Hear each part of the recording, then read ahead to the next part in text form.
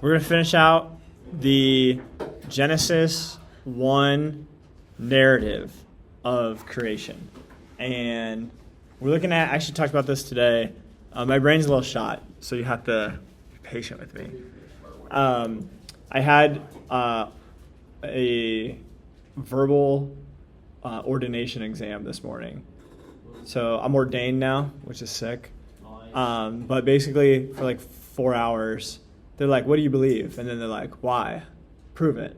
So that's what I did this morning. So I'm a little tired.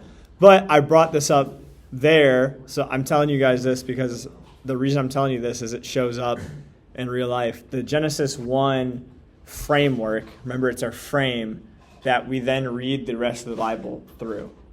And it shows us patterns, images, motifs, verbs, ideas. And if you could read the rest of your Bible through the framework of Genesis 1, you're going to be able to pick up on a bunch of stuff that you don't typically pick up on.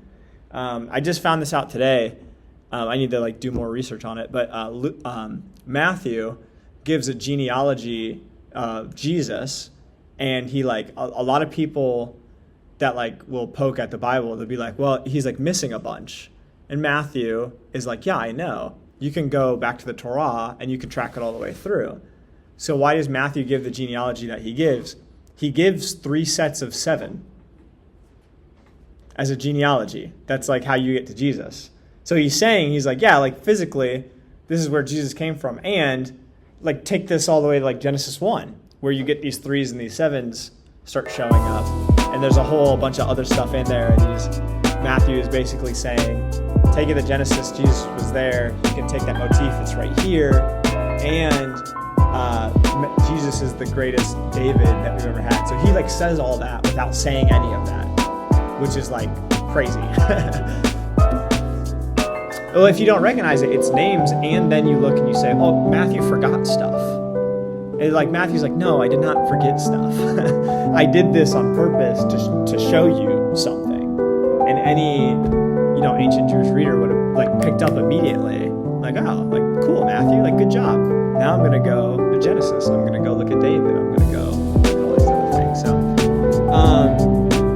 So in the Genesis account so far, a bunch has happened, and we have not. I don't want you guys to think we figured out Genesis. We've done 10% of what you can do in Genesis. People spend careers in Genesis, but we did the 6 days of creation, and we looked at those. And how they relate to each other. Tim Mackey says that if you were to fold up Genesis 1 into a little origami, a piece of paper, any which way you fold it, the days relate with each other. So there's actually, this one. So you have days 1 through 7 here, and Genesis shows us this structure, and if you guys look at the structure here, you can kind of see how this relates. So we talked about how days 1 through 3, they match up with days 4, 5, 6. They correlate with each other. And then days 1 through 3, they take care of the problems that are shown up and they take care of half the problems that show up in the first half. And then days 4, 5, 6 take care of the other half of the problems. So it's it's really intentional, it's really designed. And here you can see this brief pattern of there's that correlation on its face, and then there's this other correlation where you see that days 1, 4, and 7 line up because they're all talking about time and how we take care of time. So remember we talked about what got made on day 1? Remember this? Huh? Yeah, light and dark, but you don't see planets until day 4. So what actually happened on day 1? Time, right? So God ordered nothing is kind of the idea. He's now there's time. Now there's me. Now we can start playing in the dirt now because we've made this. So on day 1 you get light and dark, and then there's all these Jewish festivals that show up. So you get your daily Shema prayers, your daily sacrifices in the morning and the evening in Exodus. So you kind of get a daily rhythm. On day 4 you get sun, moon, day and night. And what do we use the sun and the moon for? Yeah, we keep track of time. Days, weeks, months, years, decades. That's how we keep track of time based on 365 days, 365 times we've gone around the sun. Like that's how we keep track of that, right? So on day 4, you get how time correlates with like the inhabitants. So now I use the rulers above, the planets and all those things, and I can now keep track of time. That was invented in day 1. Now I can keep track of it. You seeing this?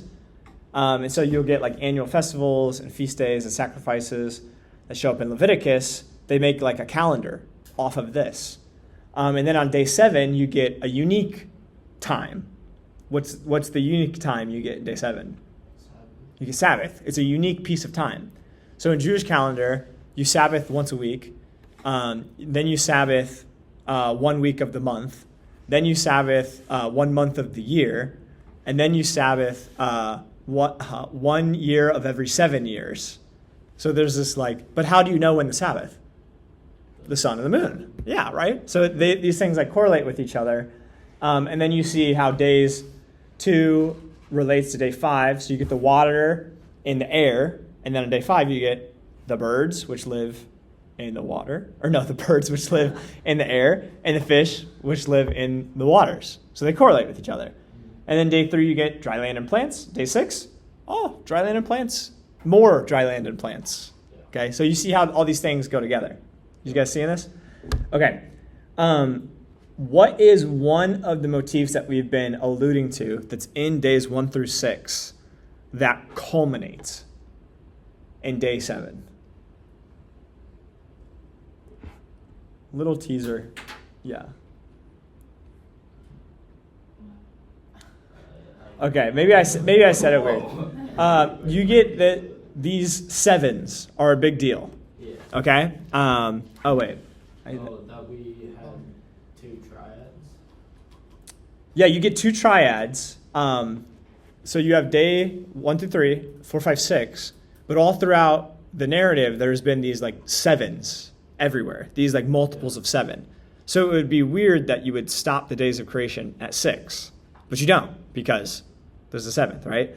But you get these 2 triads, and they mirror on top of each other in a unique way. And then you get this 7th day that shows up in a very unique way. So a lot of time in lists in like the Hebrew world, the thing that's first, the thing that's in the middle, and the thing that's at the end are like really important. One of those 3 things is typically like the crown jewel is in one of those locations. You said that's just Hebrew? That's a lot of languages, but Hebrew in particular. So all through days 1 through 6, you get all these repetitions of 7. So what's important to the author? The 7. Something about the 7. And you get through day 6, and then it's like, then the 7th day. And you're like, finally. We get to this like really important thing. It's like you're reading, and every like one sentence is like a trailer for the movie. And then you finally get to like watch the movie, and you're like, I get it now, right? So this is what's happening. One thing that is unique that I just want to point out, because you won't see it in your English translation, this right here, you guys see, geez, Miles, enough with the sneezes. I'm just kidding, bro. Sorry. Is there any irony in the fact that like it's all culminates to the 7th day, and he technically like does nothing at that point, God specifically? Well, so what? Yeah, we'll get. He does, but like he just gives the direct word like a figure turn out. We'll get to that. But yes, something that's cool is in the first line. The first line of Genesis is 7 words. Okay, you can kind of see that Hebrew right there. 7 Hebrew words. Excuse me. And there's this thing in the middle right here that is not. It's not like a word. It's like a thing that points to a thing. It's like a grammar structure. But in Hebrew, you write out this grammar structure, but you don't like say it. This makes like a comma. I don't read and I go, Mitch was here, comma, and Miles was here, but I like read the comma. So it's a grammar structure. What's really cool about this is it's right in the middle. So you have 3 words, this, 3 more words. Okay, so it's in the middle, so it's in place of importance. It's in the middle of a line of 7, so you know it's important again. And yes, and this grammar structure consists of the first and last letter in the Hebrew alphabet. Come on, dude, come on. So you get that like right away. This is the very first like line. So like Alpha and Omega, that's Greek. This is like the equivalent. So you have like in the beginning, Alpha and Omega. God created the heavens and the earth. Does this kind of make sense? Yeah. So right off the rip, you get this like something is crazy happening here. Yeah. So I just think that's super duper cool. Why is this backwards? That's how they read in Hebrew. They read right to left. Okay. Weird stuff. Not weird, different. Is there like, all like of Asia. is there like something in like Yeah, okay. like English that like compares to what that is? You said it's Yeah. Carbon is- Not that has importance like that. What we might do is we might put something in parentheses okay. to make it really important. But typically parentheses is like an additional note. Yeah, and this It's is like you just don't necessarily need it.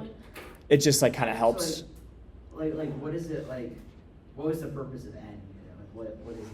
And I guess I haven't fully. Like, I understood like the thing you were saying, with, like it includes like the first and the last letter of the Hebrew alphabet. Yeah, so in the first sentence of the first book of the first chapter, you get a structure of 7, Yeah. and you get this Alpha and Omega in the middle. Oh wait, so it sort of means the same thing as alpha.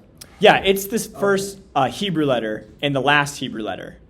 Okay, so it points at the same thing as saying. It's saying Start. essentially. Okay, that makes So sense. like in the beginning, there's this beginning and end. In the middle of it is this guy right here. Is it Yeah. kind of because like God is like before the beginning, and then you have this like Yeah. new beginning? Yeah. Is that kind of sharing this? Oh, so dude, you're kind of jumping the gun, but yes, because in wow, what happened there? In Jesus's world, I need that. I know. In Jesus's world, what does he say is happening when he shows up? Heaven is moving. Yeah. Coming down to earth. Yeah, kingdom of heaven. That's what he calls it. But then he says the kingdom of heaven is at hand, or the kingdom of heaven is now. But then later he says the kingdom of heaven will be like. But then other places he says the kingdom of heaven is like. So is Jesus an incoherent thinker? No. So what's happening here? Talking about like different things, like the kingdom of heaven, like where God is at, and then So, like, it's like outside of time. That's, yeah. So yes, so Jesus, in and of himself, exists out here, right? So if everything in those circles is everything you and me know, Jesus is on the outside. But then Jesus interjects himself here as a human. Remember this? But then is Jesus still outside of this? Yes. Yeah. But is he still inside of it? yeah. Yes. Fully God, fully man. So is he the Alpha and the Omega? Yeah. Right at the same time. He's here and he's not here, and he's right now and he's tomorrow and he's also yesterday. That's why when God gives his name, what does God call himself to Moses? I am. I am. Yeah. Is I am past, present, or future? Oh. Kind of all of them. Because no matter when you read, he could say I was, but then that would not, then he'd be saying that he's not going to be. It's not Yeah. He could say I currently am, but then that confines him In to, the present. he actually says I am who I am. So you're like, what the frick is this guy talking about? He like purposely breaks the conversation structure, the tense conversation structure. So you and me are having a conversation. Based on what we're talking about, our words will take the form of what we're talking about. So when I was in high school, I used to see all those was, when, used. Yeah. But right now, here's what we do this all the time. Moses and God are having a present tense conversation, and then God breaks all the tenses, and he says, I am who I am. So God has this repeated motif of, I'm right here, and I'm right here, and I'm right here, and also I'm right here. Yeah. And all at the same time. And you're like, what is happening? So then Jesus shows up, and he says, not only am I right here right now, the kingdom of heaven is right here right now, but it's also coming. It's not here yet, but it's on the way, but it's also right here. So What is that? and- Right. So he says, the kingdom of heaven is now, and it's also not yet. So what's this overlap? Jesus. Yeah. 100%. Yeah. The overlap is Jesus. The overlap is, you can say, like the Holy Spirit, like us existing now, but this is the overlap. This overlap exists right here on the very first page of your Bible. The beginning and ending of it. You could say it just like that. The beginning and the end is in the middle. Yeah. So this, Eternity on both sides. what's that? There's like eternity on both sides. Is eternity on both sides. Yeah, we think as time as linear. And it's not necessarily if you're outside of linear. You and me are inside of linear. Right? Yeah. So first page of the Bible, in the beginning, God. What is the beginning? I don't know. Whatever it was, God was there though. Yeah. Right? Crazy. What's the beginning of our creation? Right. So Genesis is the creation of the things in which we relate to them. That's cosmology. Remember we talked about that. How we relate to things. So in our beginning, God was there. But also in the beginning, God was already there. So we started here, and we're going this way. And God is over here, and he's over here, he's over here, and he's over here. He's everywhere. And on your very first page of the Bible, very first sentence, you get a little hint.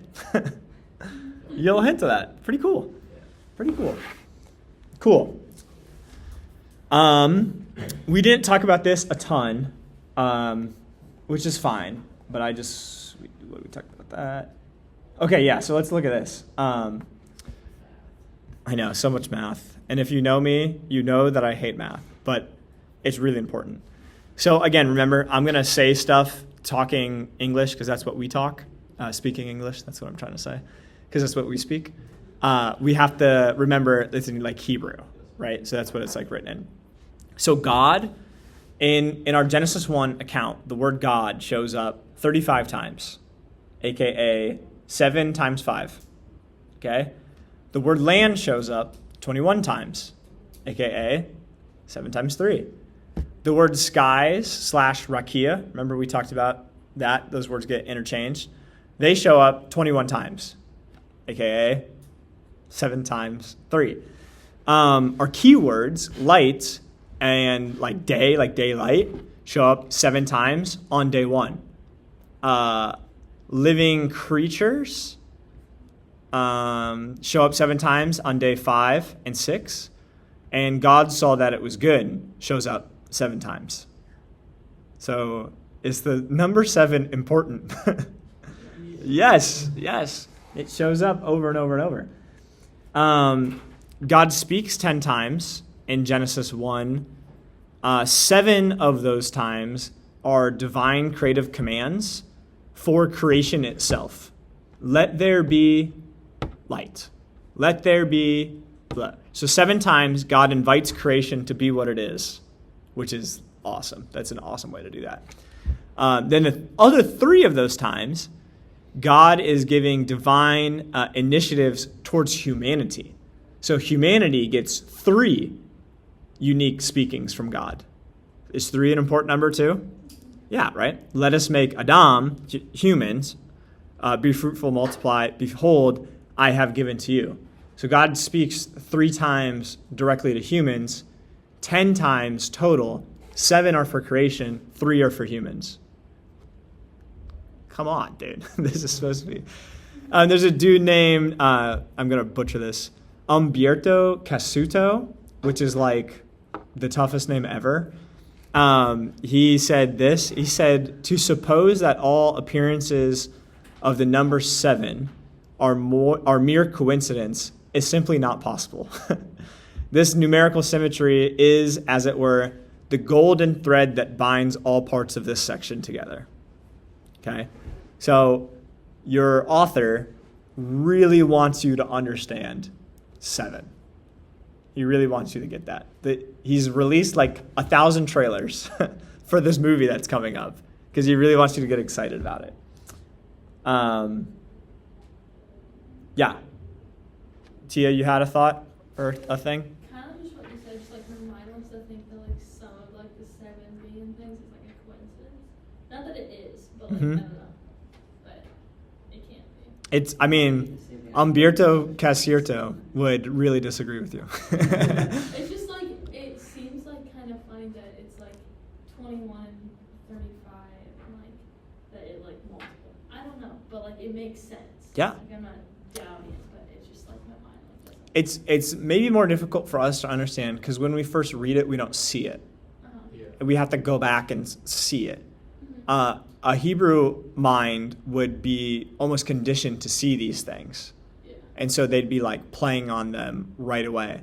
But I promise you, how I know this is not coincidence is when you go read the rest of your Bible, 7s and 3s are going to jump off the page to you Yeah. because they're laced throughout the whole thing. Matthew then helps us understand this because Matthew knows Jesus' genealogy from Adam to Jesus. Matthew can do that. That's been tracked. He omits parts of it to make 3 sets of 7 to give you this genealogy. He's a Hebrew thinker and does this on purpose Yeah. to get you to see these things. Mitch? Why specifically does he? Matthew? Yeah, is it just like, is it because they like have been trying to like know that the numbers 3 and 7 are significant, so he purposely does that to get you to look back? Or like, is there a specific reason as to why he cut out? Yeah, so there's a really, there's a, yeah. Yeah, you want to just pull it up? Like, so he doesn't. I always skip the genealogies, but. Well, this is why you shouldn't skip them because there's cool patterns in them. Genesis and chapters.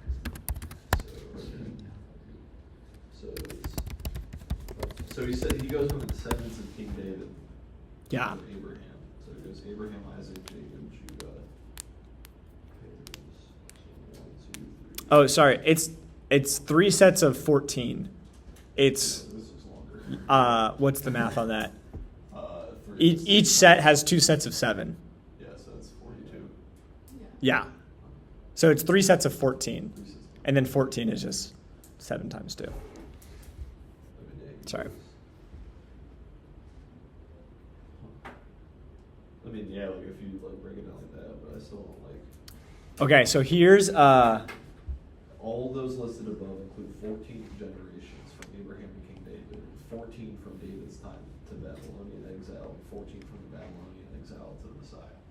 yes. So is he is. So he specifically states it like Yeah. immediately. Yeah. after. It does say. So Matthew is writing to a specific audience, and one of the things that Matthew is trying to get them to understand is that people thought David would be the Messiah. And David was a messianic figure, meaning that he saved the people from things. But he's a really big deal, but obviously has a lot of flaws. So David and many of the other people in the Old Testament are pointing towards Jesus. So Matthew is writing to an audience that knows all of this, and he's trying to help them see that Jesus is the full David. That's who Jesus is. So this is not a slam dunk case, but I'm very compelled by it, and so is Tim Mackey, so you should be too. The way, this is going to be hard to understand, so it's not weird, it's different, okay? The way Hebrew language works is each letter is a number. Okay? So if you imagine, this is why this helps us understand these 3s and the 7s and the 10s, like it's all embedded together. So imagine you're reading your Bible and these like letters and also these numbers are jumping off the page to you. And your authors do that on purpose. This is so dumb, but this is probably the most relevant example ever. If I was writing a story about a really funny old guy and I was like, he's so funny, he makes all these jokes, he makes everyone laugh, and he was 6, 7 years old, you would read that and you'd be like, oh, I get it. Yeah. But so I would write like, this is so dumb. I would write this. I wouldn't write this.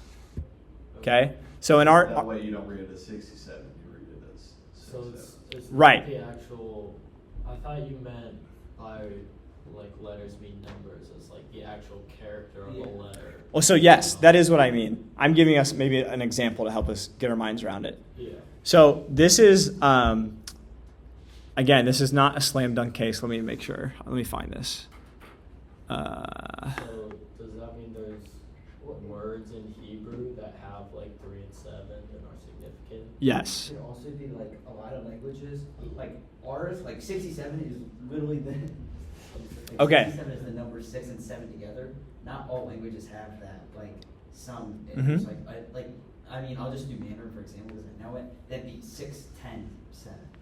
So it's like there could be something like that where it's just a 6 and a 7. Well, I guess it wouldn't be like that in the Bible, but like those two numbers rather than kind of like how we wrote out the words rather than just writing 6, 7 because that could be like 67. But in that case, like since it's not the actual like word doing for math behind it, not 67. just. So Separate numbers. we're not going to be able to comprehend it in a 10-minute session here. We can do another session maybe another time and try to understand it. But here is what is happening. Every letter in the Hebrew language has a number attached to it. Okay? So the authors play on these things all the time. What Matthew is doing is he's trying to get you to understand that Jesus is the greater David. That's one of the things he's trying to get you to understand. He uses this genealogy to do it. So why is this genealogy 3 sets of 14? Why is it not 3 sets of 7? Or why is it not 1 set of 7? Or why is it not just like the real genealogy? Why is it written in this way? It's because Matthew is trying to do something. David in Hebrew, I had to look this up because my Hebrew is not super great, is this. This is how you would say that. That's the Hebrew letters that spell David. Okay? Here's where it gets cool. A 4 in Hebrew has this value. That's the letter attached to it. A 6 has this letter. So David is 16. 14. David is 14. How many sets of 14 do we get? 3. David, David, David. Interesting. Okay, so as someone reading Hebrew would recognize that as David, but also be able to pick out the fact that it says 464. Yes. Okay, wait, did you say, I was trying to write it down, every word, Every letter. every letter is Right. associated with them? So these are like the Hebrew letters. Each of these letters has a numeric value assigned to it. Okay. So if I wanted to write, he was 46 years old in Hebrew, I would write down that. Cool. Okay? So is that also like a different word? So, like, This is a number. Oh, I see. But if I do this, now it's David. It's not 464. But it also is. Right. So I read it and I look at the context of it. And what the Hebrew authors do is they play on that all the time. Yeah. So there's another, and again, this is a rabbit hole we're not going to go down. It's another conversation. There are some ages in the Bible that if you add them up, they like look weird. They don't flow together. And the reason that that number is given is it's basically saying, David, how am I explain this? It's like a pun that goes with their name. Okay? So they died. It doesn't really matter how old they were when they died. Here's the pun. The pun is they were great. So here's a number that means great. That's how old they were. They were great. Is that the Like same Moses. thing? Yes, like Moses. So Moses dies when? How old is he? 999. 999. Was he 999? Very possibly. Who knows? Who knows? But the Hebrew expression of 999 is it was perfect for him to die. This was the right time. Yeah. I was gonna say the same thing, except I think that was with Abraham, right? Or they said- Um, Or maybe I'm thinking of Moses. Wait, Yeah, it could be. I thought it was somebody else. So Abraham, It was- let's see. like when it says like Lamech died at 777, Yeah. Yeah. right? That's 3 sevens in a row. Well, Lamech sucked in sevens. I mean, But we traditionally seem good in this case, but is like 7 the same coincidence of a 3 repetition of just look again? So it doesn't explicitly tell us. There's a whole study of this field where they look at these ages and they try to determine, is this a pun or is this like this person was actually this old? Yeah. So it's this Matthew one is, I would argue, what? Uh-huh. You gotta leave? Student orientation thing for school, I'm not going So why you okay? to. Really good. No, you do your thing. I don't want to. Lost track of time. I should have left a while ago. Tell Anna said hi. So remember Lamech? What's he say? He says, you thought Cain was bad. I will be 77 times as worse. So then you're like, yeah, Lamech, remember? He was 77 times worse than Lamech was. This is how you do this kind of stuff. I don't know if that's what's happening. Okay. I think go look at it, but I'm giving you the ideas behind it. Yeah, but that's the point. So That's the point. Yeah, so there's, you just have to look at the specific context of what was said previously. It's like the numbers don't hold any, specific thing. You just gotta look at the Not every number means something, is what I'm saying. And some numbers do mean things.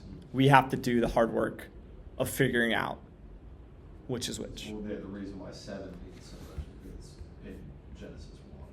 Yeah, I think anytime you see a 7, you should double click and research what's going on Like, here. obviously it's not, but for the sake of anything, it could have been 9. Mhm. It could have been okay, well now 9 is the thing you've got to look out for. But in this case, it was 7, so not all the numbers are just whatever's been used. That we get in Yeah, Genesis, and which is why 7 and 3 are so important. Yeah.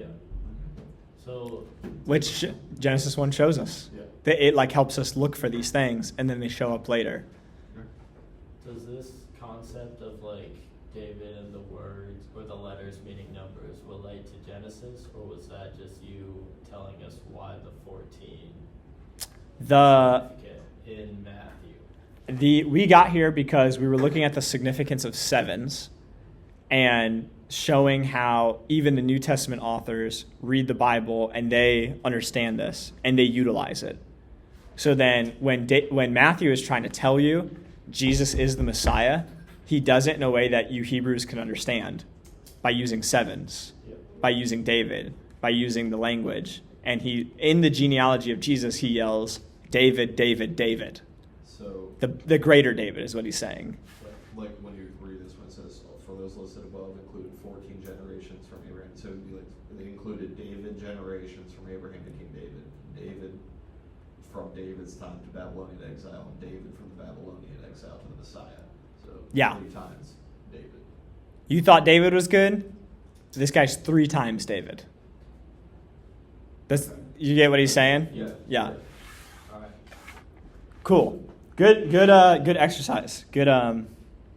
That's a good rabbit hole. Not all rabbit holes are good. That was a good What one. are all these little graphic things you have from this? Oh, it says it's from Tim Mackey Bible Project. Yeah, some of these are from Tim Mackey. Some of these are homemade. Some of these are from the internet.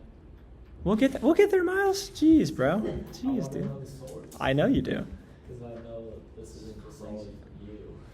Yes. Yeah, I'll do it. No, yeah, You're it's bringing this, but you have resources. 100%. Bible Project is a great resource for graphs. Tim Mackey he makes these really easily digestible graphs. Yeah. Everybody had to learn from somebody, and that knowledge just keeps coming up. Yeah, and it's all in the Bible. And I'm not claiming I'm the end all be all of this information. But if at any point you just look up Tim Mackey number 7 graph, you'll have 50,000 of them. Some of these are more so just to show us some different things. Is So that where the other parallels between day 1 and 4, where you had the 3 lined up on the sides? It was last time we were here. We had that one. Yeah, that was Is that an altered Tamaki one. But yes. Yeah. Yeah. Cool. You guys ready to move forward? Yep. Cool. So 7 is a big deal. There's 7 words in the first verse of the Bible. There's 14 words in the second verse. There's 7 paragraphs in the thing in Hebrew style, not in necessarily our style. There's 7 paragraphs again marked by morning and evening. 7, big deal, big deal. Okay, why is 7 a big deal? That's kind of what we're going to be looking at today, or what I want to finish this up with today. But we can go wherever. The word 7, so you have it here, is the Hebrew consonants spell the word 7, Shiva, and they also spell the word complete, Sava. Shiva, Sava. Like Shabbat. We'll get there. So 7 communicates a sense of fullness and completeness. Okay? So maybe this is a weird example, but when Lamech, I bet you Lamech, this is one of these. When he dies, he's 777 years old. Remember, he vowed to be way worse than Cain was? Okay, he completed his vow. He completed it. It's full. He's dead now. How old was Lamech? But he did what he said he was going to do. He was a really bad guy, and now he's dead. So he fulfilled the promise of us dying. Mm-hmm. Finally reached the point of where he was what he said, And now he's dead. Yeah. So he can't be 7 years old, and he was probably older than 77. You get where this is saying, but however old he was, he completed his vow to be super duper evil. because it's impossible to completely track the time because they used completely different. So some places, yes. Some places, and again, this is why we have to do our research on things. You have to look and see what's being said. Other places, different genres of books, this is historical, and it's no, this is how old they are. This was the year. This is all that stuff. So you just have to look at this. But the 7 here, I'm pointing this out because this is, again, a cool Hebrew trick. You can pretty much use the same word, and you can mean the same thing. So when me and Miles make a deal that he's going to give me a Dr. Pepper and I'm going to give him $20, and he gives me a Dr. Pepper, our deal has been 7'd. It's been complete. So you can interchange them. Does that make sense? You can also, it's not in this, I don't know why, but you also get oath or promise is also interchangeable with 7. So you get Shiva, Sava, Savaya. It's all the same idea, but look here, they're all the same. Do you see this? Yeah, that's what I was gonna say. They're the same. You spell them the same. Okay, same thing with oath. So I'll just add this. Oath/promise. So they all kind of mean the same thing. So the 777 says 77 times worse. Yeah, There's the literal 77, and then the 7 would say complete. something like that. I'm not saying that's for sure. But yeah, you're thinking the right way. Yeah. I have to go, I don't know for sure, but I have to go look at that. But if that is what is happening, which I'm pretty sure, now that I'm thinking about it, I'm come on. That is kind of what's going on here. So he was that old, there's a real 7, and also he completed his oath. 777. He's dead now. Okay? So these are, I don't know if there's, the only one I can think of in English is, what's this say? Led or lead. Yeah, lead or led. But what changed? Nothing. The context. Exactly. Yeah, the context. This is not necessarily unique to Hebrew, although its use in Hebrew is completely unique.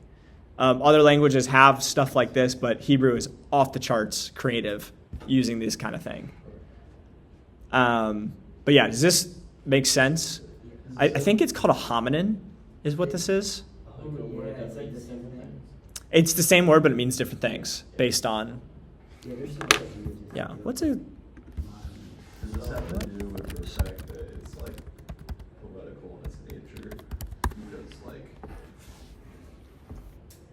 or like in like certain parts, like it's supposed to be more like said about Genesis. Like I mean, some parts are literal, but lots of it is still poetry. Mm-hmm. Just not like the typical American sense of poetry. Help. Yeah. Like it's not rhyming every like like I mean in that sense, but it's still poetical. It's like that the significance of the numbers and like the context Yeah. of how it would be written in Hebrew. Of like when to look at it. Yes. When it says Jesus started his ministry at 30, it's not like because 3 is in there, but it's not like there's another like you know what I mean? Mm-hmm. Is it just like yeah? In this case, in this context, because it's biographical, he started when he was 30. But you go to Genesis and it's poetical. It's like yeah, he fulfilled whatever this was. Yeah. So I think I'm under. Are you asking this? I'm saying like so when they talk about the context of like led I see. versus lead, does like in the Hebrew mind of when it's written, like when it's they can see when it's written poetically versus in prose and be like okay then in this case because it's poetical this number has this sort of significance rather than it being okay literally it was this number. Yeah. So you look at the context, and when you're a Hebrew writer or reader, and you're reading Genesis, and there's 7s all over the place, I'm supposed to start to pick up 7s are a big deal.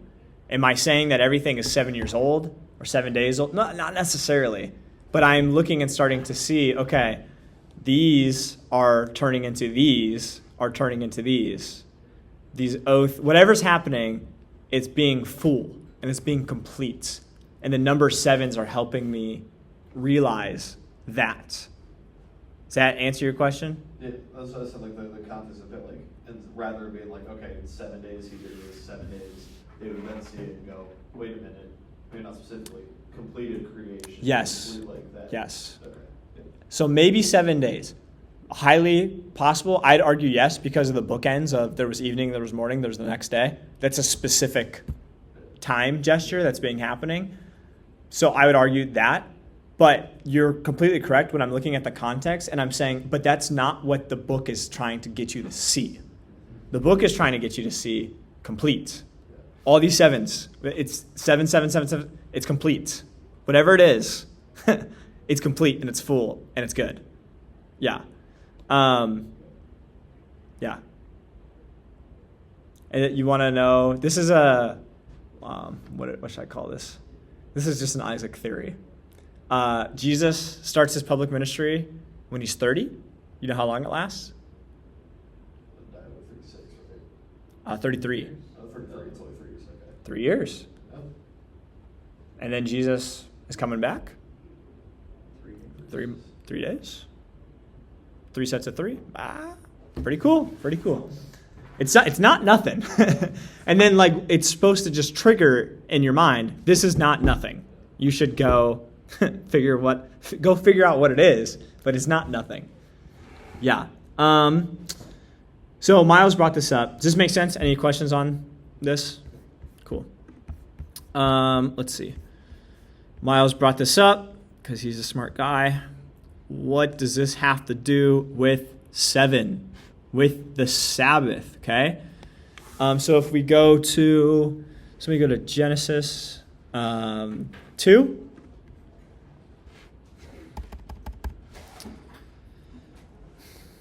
Genesis 2, 1 through 3. Someone want to read that? Yep. So the creation of the heavens and the earth and everything in them was completed. On the 7th day, having finished his task, God rested from all his work. God blessed the 7th day and declared it holy, because it was the day that when he rested from his work of creation. This is the account, the creation of the heavens and earth. Awesome. Thank you. Sorry. Red is so aggressive. Wait, it says the Lord. Does that mean Yahweh? Yours says, oh, This is God. What translation do you have there, Miles? 4, verse 4. I think it's NIV. oh, it does say it. In verse 4? Yeah. My verse 4 says that this is the account of the creation. And then it says when the Lord God, that's, Oh, that does Yeah. continue. That's for the stupid like break in it. Yeah, that's It does right. say when the Lord So God. remember the break, your English numbers do you dirty. Why the heck does it break a header in the middle of verse 4? So the break happens there because there's an argument of the format of the Hebrew scroll. There's an argument there. That's what's being shown to you right here. That's why that break is there. I would argue, and others would argue, that the break needs to be after verse 4. Yeah. Because what you get are these like bookends of this is the account of the heavens and the earth when they were created in the day the Lord God made the heavens and the earth. So remember the beginning? In the beginning, God created the heavens and the earth. Bookend. Now I go through all my creation and everything that's happened. This is the account.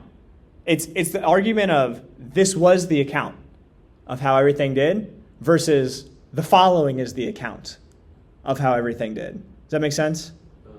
Oh, okay. Which is weird because then the following is not an account of the creation. It's an account of the details of the creation. So if you look in verse 4, if you can just imagine that goes up.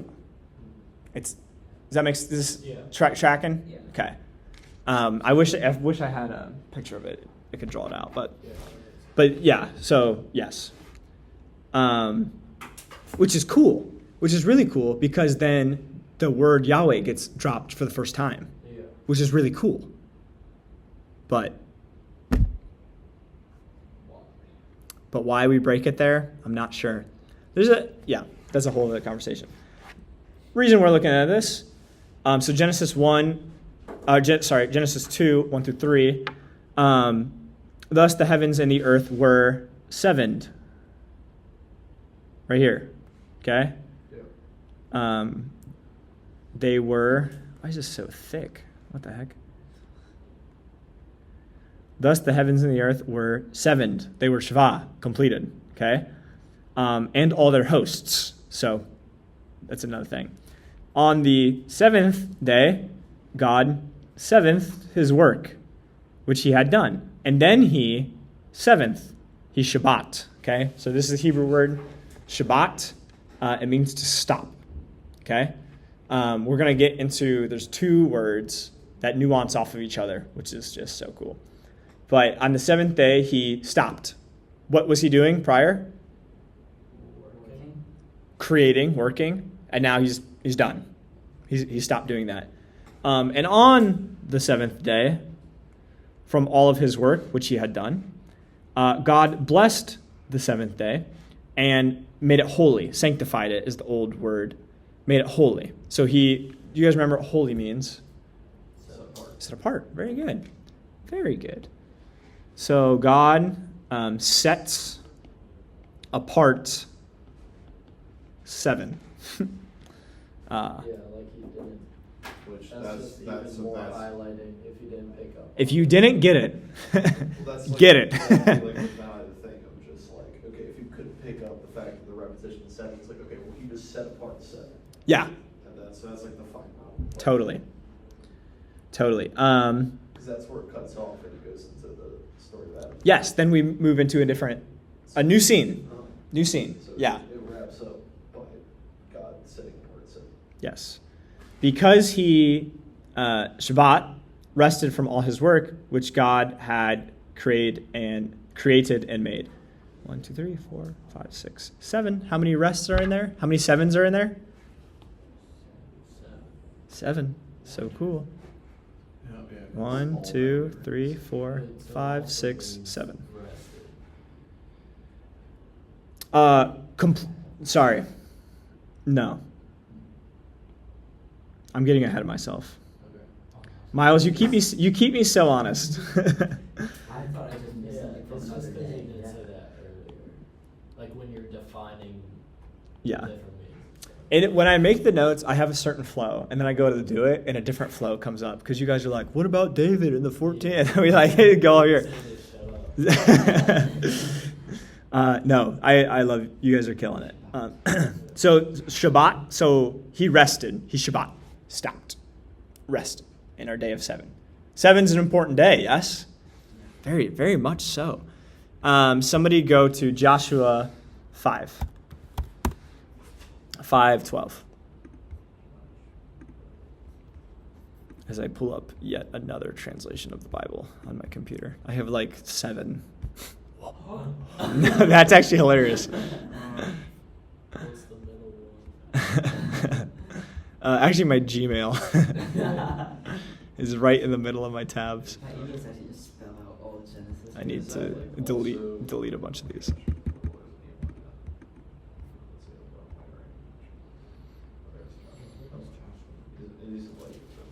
Joshua, Judges, Ruth. Oh, That- Genesis, Exodus, Exodus. Leviticus, Numbers, Deuteronomy, Joshua, Judges, Ruth. Verse, it's one of the first. Joshua 5:12.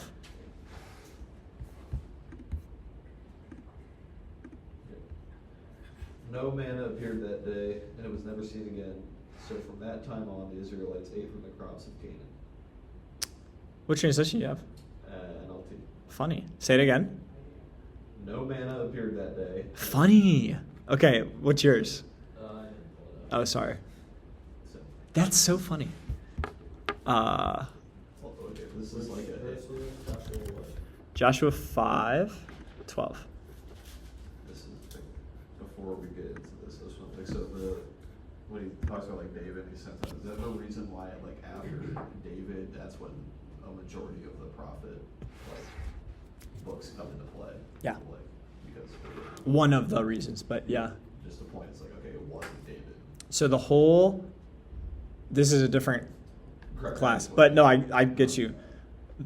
So many of the people that are elevated in the Bible, Moses, Abraham, David, these kings, these leaders, the people looked at them as messianic figures. They're gonna, what's Messiah mean? Savior. They're gonna save us. They're gonna do it. And then the hopes get up. Sometimes, like Israel does really well, like the civilization, and then catastrophe. Then David is like, they're like, it's gotta be him. He killed the giant. He killed a lion. He took down the other evil king. It's gotta be falls. Then you get these prophets and they come in and they say, It's a fair assessment. yeah, it's a whole mess. Then these prophets, they come in and they say, guys, I know you think it's raps, but if you thought David was cool, just you wait. And then Matthew is like, oh my gosh, he's here. David, he's the better one. Yeah. That's why he hammers it. He just goes, okay. He's like, yeah, you guys, because after that, Uh-huh. Israel is like dismayed. They're like devastated. Like, you had LeBron, you thought he was LeBron, you never won a ring. You thought, oh my gosh, we thought we had him. And now we're captive to Rome, and we're like, what happened to us? Yeah. Yeah. What is manna in this? Bread. Oh, you want to know what manna means? It literally means, what is it? It's not a word. It's like a phrase. Like, so stuff starts falling from the sky, and they're like, what is it? Okay. But it's like a bread substance. Sustenance. So it's a phrase, but also bread. Yeah, I'm trying to think of They a. don't, it's like it is a They- form of sustenance. They don't know what to call it, so they're just like. Yeah, manna.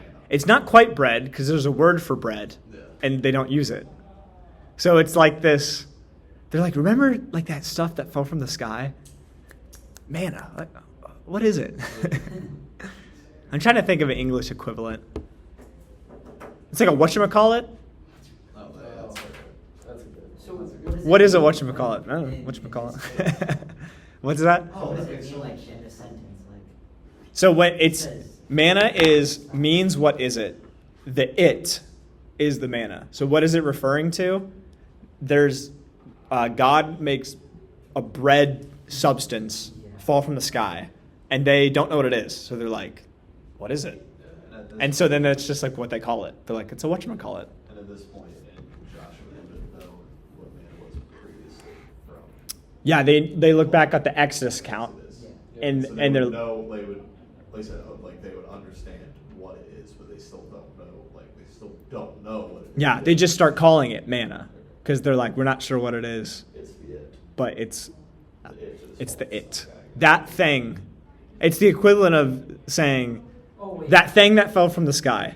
Okay, Yeah. I just had to read before it to understand. I was like a little confused with. No, that's what always they were that's talking always a about, good but yeah, gotta practice. put it in Start context. zooming out. Yeah. Exactly.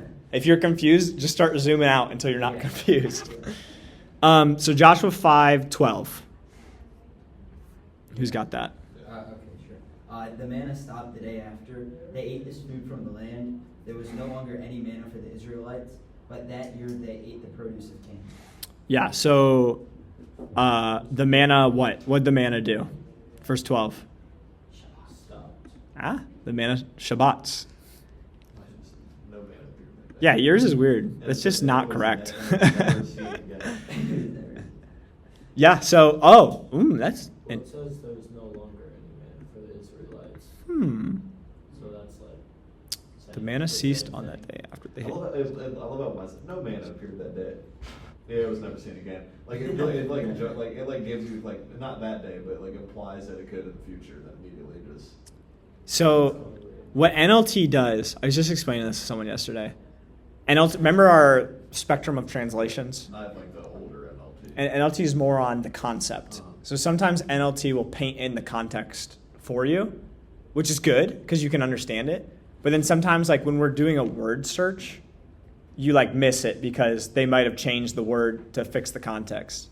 So typically when you do a word search like what we're doing, you want like the NASB, the ESV, like one of these more word for word ones because they'll probably have the word you're looking for.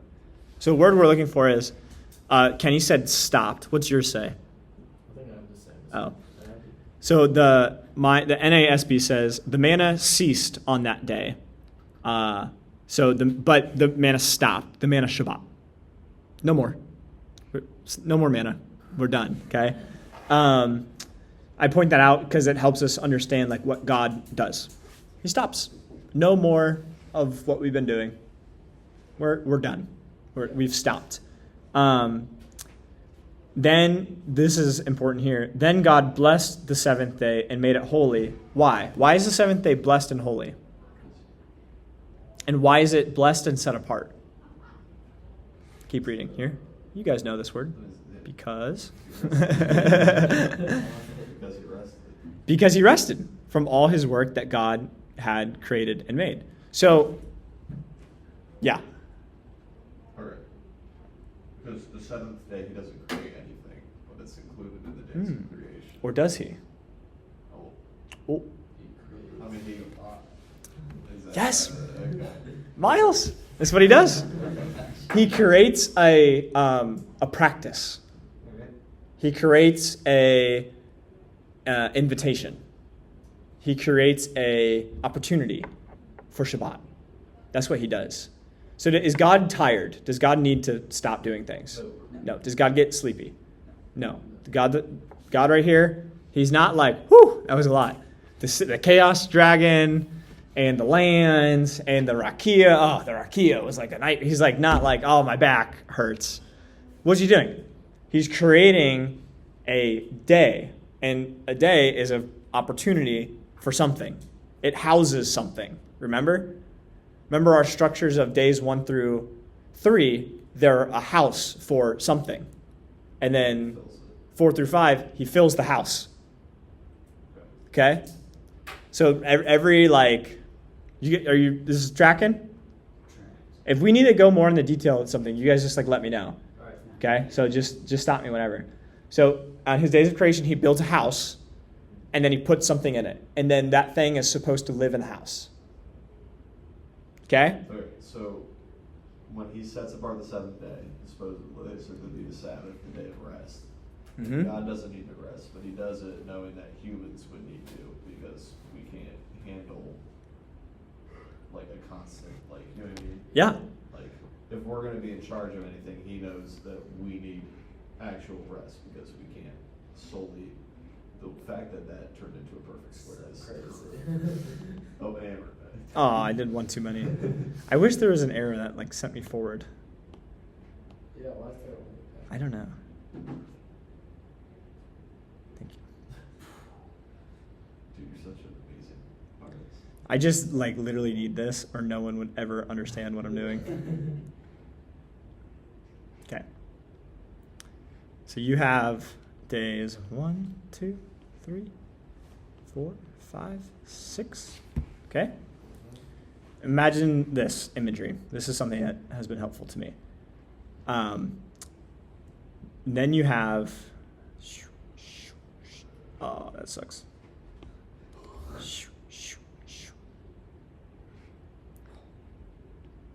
Day 7. Day 7 is different. True or false? True. Okay. Day 7 is holy. Day 7 is blessed. Day 7, what is created? Resting. Right? Rest, an opportunity for rest. God doesn't need the rest. So who needs to rest? Humans. And what else? Yeah, because they would use animals as like plows, for example, so they would give them a rest if people aren't working. Mm-hmm. So all of his creation. Yeah, all of his Crops creation. wouldn't get picked, so all of his creation. Yeah. All of creation. So day 7 is an opportunity to rest in what? Holy place. What's the only other thing that exists in day 7? God. God. So you rest in God. Like So Sabbath. you Sabbath, you Shabbat in God. What is all of creation supposed to do? What's their commandment they've been given so far? Be fruitful and multiply. But on the 7th day, Shabbat. Why?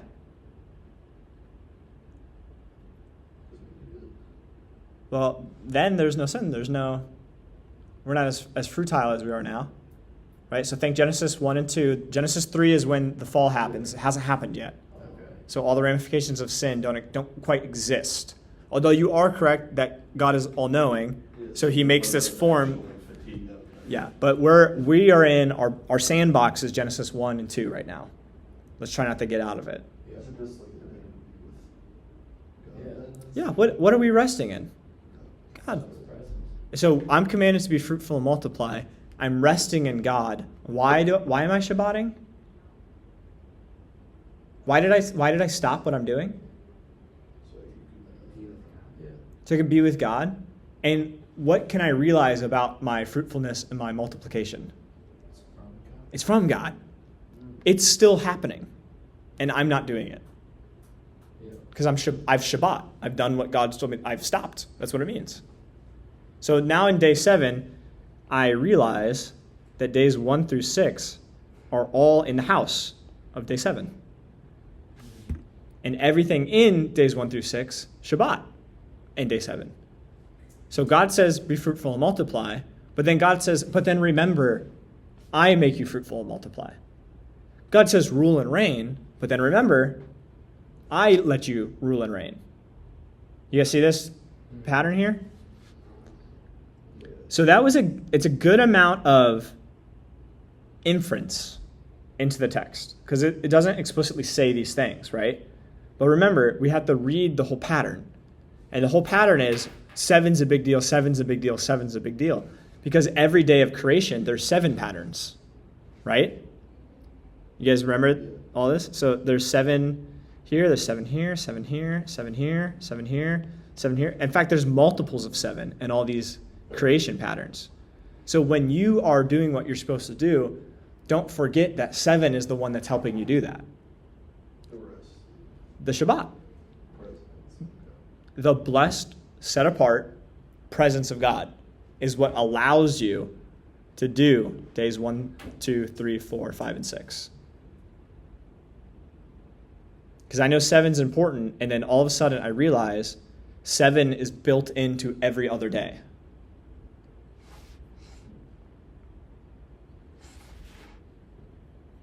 Tracking, Kenny? Do you have a thought?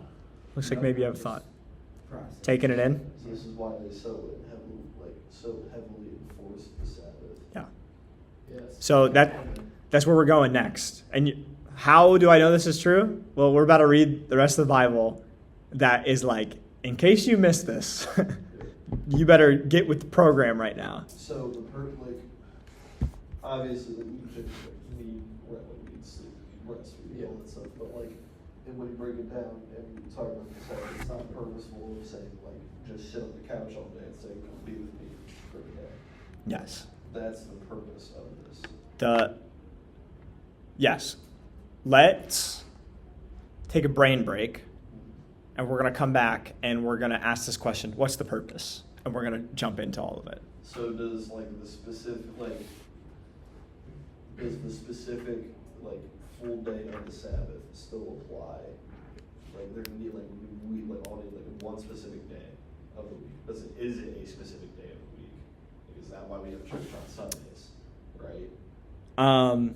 Good question. Let's go to Exodus 20, or you guys you can read it right here. Well, sometimes I like to see your guys' translations. For 6 days, this is Exodus. This is right after everything, fresh on the brain of all the Hebrews. For 6 days, the Lord God made the heavens and the earth, the sea, and all of them. And then he rested. He nuach, new word. Then he nuached. What does nuach sound like? Ruach. What also does it sound like? Noah. There's a good little pun in the flood account where Noah's ark sits on top of the mountain when the waters reside, and it says Noah. Noah rested. Noah. Anyways, on the seventh day, so he rested. Noah. This is different. On the seventh day, the Lord blessed the Shabbat. We've changed. Our understanding has changed. Okay? So my action, what I do, is I nuah. I nuah on the Shabbat. Yep. Okay? Mitch? Okay.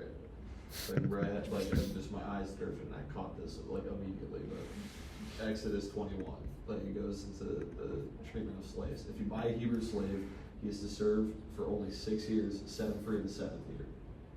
He will owe you nothing for his freedom. Yeah. Work 6, rest 7. Yeah. Let me see. You're jumping the gun, but in a good way. Yeah, I just literally my eyes just drifted because I saw 7. That's good. It's also Or Tim Mackey graph. This is a mega Tim Mackey graph. the treatment of slaves is completely different. I've had that of we'll see they talk about slaves in the Bible and they point that out, and it's almost like Yeah. servitude because don't they do that because they had no money to supply themselves, so they basically just work to be housed until they have it. The vast majority of slaves, yes. Indentured servanthood is what we would call it. But yeah. The word slave, you'd have some different modern connotation. That's why they always 100%. Correct. Like in Jude. Yeah, when you point because when they try to point slavery except in the Bible, it's no, you go to Exodus and literally God freed a massive group of slaves because it was unjust and unright because Yeah. it's not the way it was. Shout out God. Because Shout they out were- God. Because they were conquered and taken captive rather than being like, yo, I don't have any money, can I work for you for 6 years? Yeah. So, yes, and you're on a good theme, which if you go to Leviticus 23, what you'll see is a Jewish calendar, and this is a Tim Mackey chart of said calendar that gets laid out. You have Shabbat, which is every 7th day. You have your Shabbat. You stop, you nuach, and your Shabbat. You rest, and you're stopping. Cool? So you have that. Then the first half of the year, these are your festivals that you do. You have Passover of unleavened bread. You have your first fruits, and you have the week of Pentecost. Okay? We don't have to get super into the weeds, but we can. So on the 14th day and the 21st day, sorry, you can't even see that anymore, of this year, you have a special day of celebration. 14th, 21, multiples of 7. You have a special day of celebration for the Passover, and you don't work on the first and the seventh day. You nuach on the Sabbat on the first and the seventh during this festival. Okay? Then you have your festival of first fruits. The day after the seventh day, for one day, you give your best sacrifices to God. You take the thing that is the most valuable to you and you burn it and give it to God. Because you are nuach in your Sabbat. You're resting in your Sabbat, in God's presence. Okay? On the week of Pentecost, you have 7 times 7 plus, it's right here, plus 1 days after Sabbath. Okay? Again, we're not going to get into all these details, but more multiples of 7 during this year where you don't do work and you celebrate God by giving gifts and food to your neighbors and to other people. The second half of the year, you have the festivals of trumpets, which is on the 7th month, 7, on the first day. You don't work. And this marks the 7th month. This is the Jewish calendar. The calendar was different than ours. On your other festival, you have the Day of Atonement on the 7th month on the 10th day. You don't work, and it's a day of removing sin and death from the camp.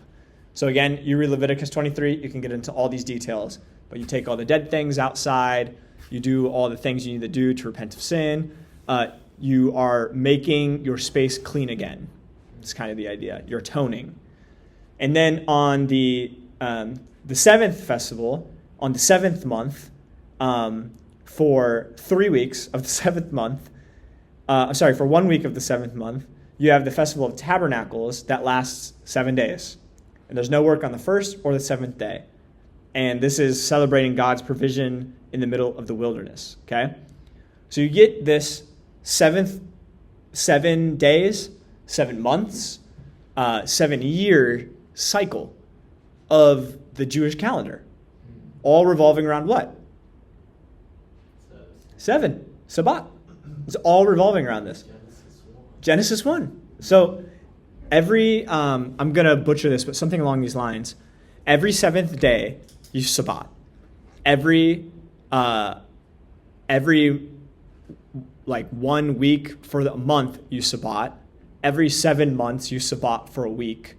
Every 7 years, you Sabbat for like a year. So you're always, to Mitch's question, do I need to celebrate this 1 day of the week? And the question is that the only time you're celebrating it? Because these dudes were going hard on Sabbat. You guys, you know the year of Jubilee? You've heard of this? It's the year of, Jubilee is the word like released, okay? So every 7 years, maybe I'm remembering details fuzzy. Maybe it's 70 years. That might be it. I'm just going to look it up real quick. I can't remember. Sorry.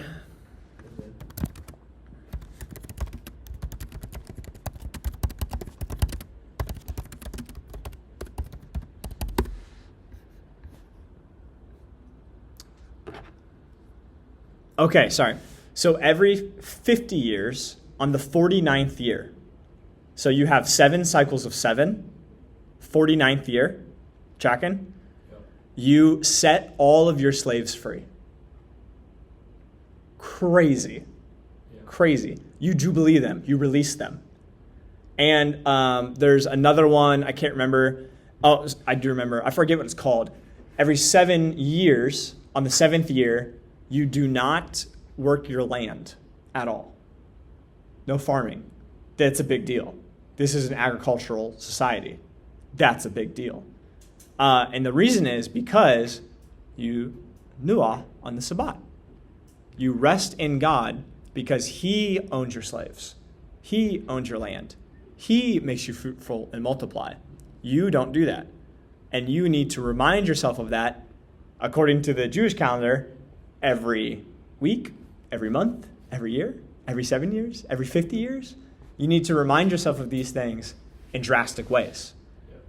So, is 7 important? Yeah. Wait, so what is like the plus 1? It says like 7 times 7 plus 1. What is the plus 1 for? I don't remember the specifics off the top of my head. But there is like a purpose behind it. Yeah, it's like basically how the calendar falls. You know how like February is weird? Yeah. Sometimes it's something like along those lines. Okay. So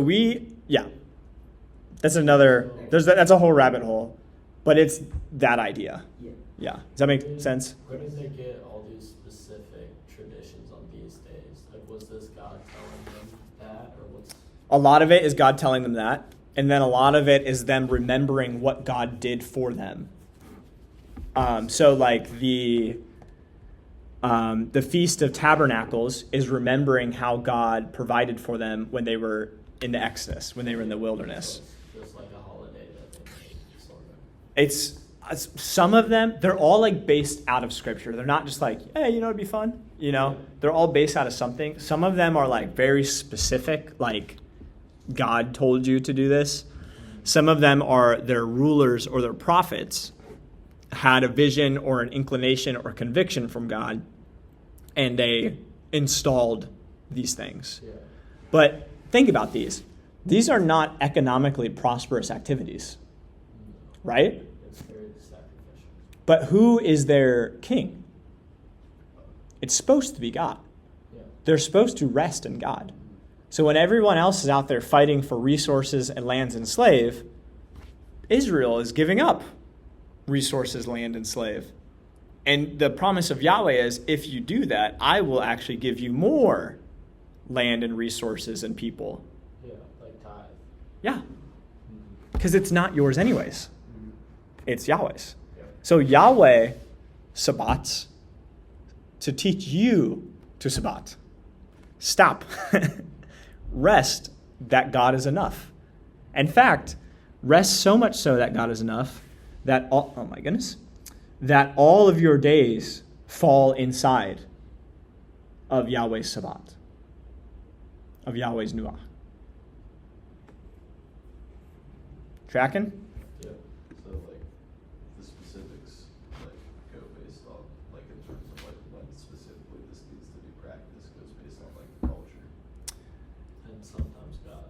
Like I'm saying like if so you're like this is kind of like works 7 days of the week, like all 7 days, like literally full time. Obviously, like it's hard to like fully set apart day. So rather you set apart an hour of each day. Would that like rely on the same principle? So we just need to be careful how we think. Because if we're looking and saying it's really hard to set apart one day. I'm not saying like as a way for like excuse, like oh I just don't really feel like it, so instead I do this. I'm just saying like I don't know if my question makes any sense. Yeah, help me understand your question more. Like I'm not saying in the case of looking for a way around the specific call of having to set aside an entire day. I'm saying in cases where that is unobtainable. I'm not saying that it is for every single person. It's hard for that not to be, but I'm saying in that case, like It's less dogmatic. It's not. It has to be. The principle that was given to Israel is personified with who? Who's our guy? No. oh God, what are you saying? Who's our guy? I don't know what you're saying. Who's our guy, dude? Jesus. Yeah. But I said that, and then you said no. I did not say no. Oh, maybe you said no. I think I said it really close. So- I was trying to think of the time frame. Whatever. Sorry, misleading question. Somebody go to, and this. I hope this is going to answer your question. So, but stop me if it doesn't. Somebody go to Luke 4:14 through 21.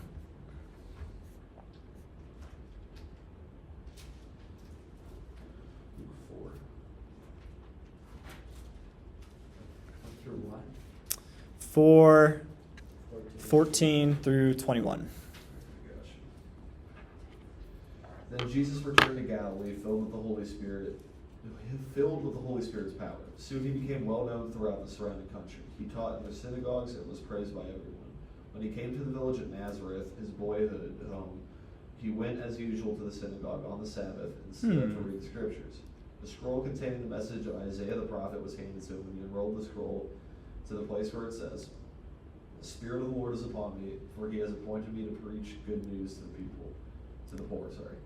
He has sent me to proclaim the captives will be released, that the blind will see, that the downtrodden will be freed from their oppressors, and that the time of the Lord's favor has come. He rolled up the scroll and handed it back to the attendant and sat down. Everyone in the synagogue stared at him intently. Then he said, "The scripture has come true today before your very eyes." So, crazy. Jesus goes and he references which scroll? What's he read from? Isaiah. So let me go to Isaiah 61, 61, 1 and 2.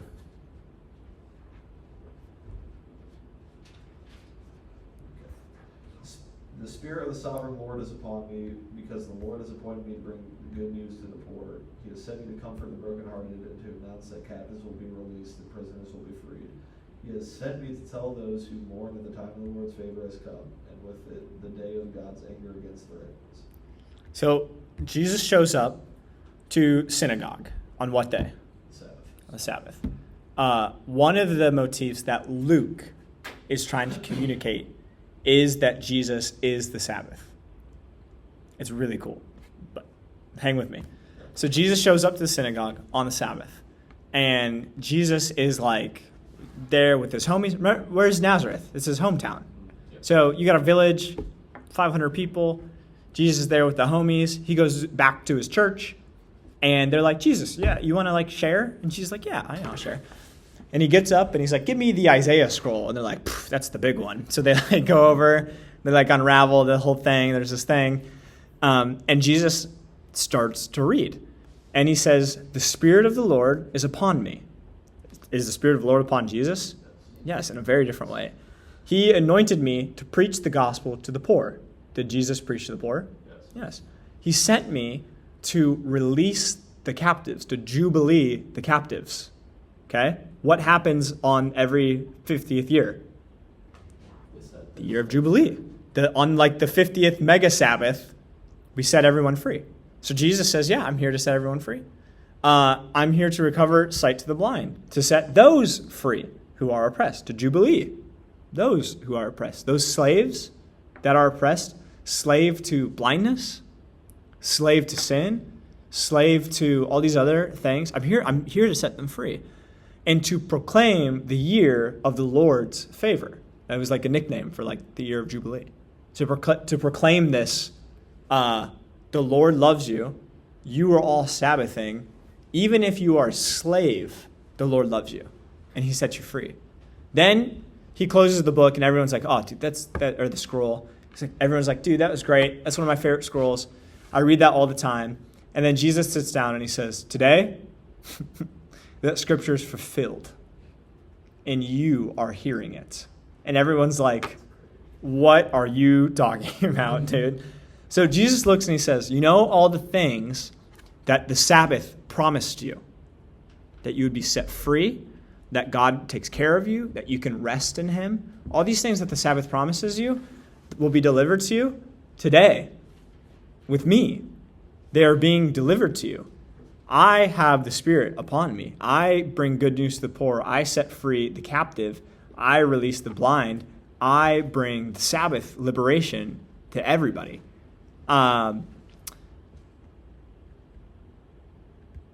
So then, to make this point further, that's in Luke chapter 4.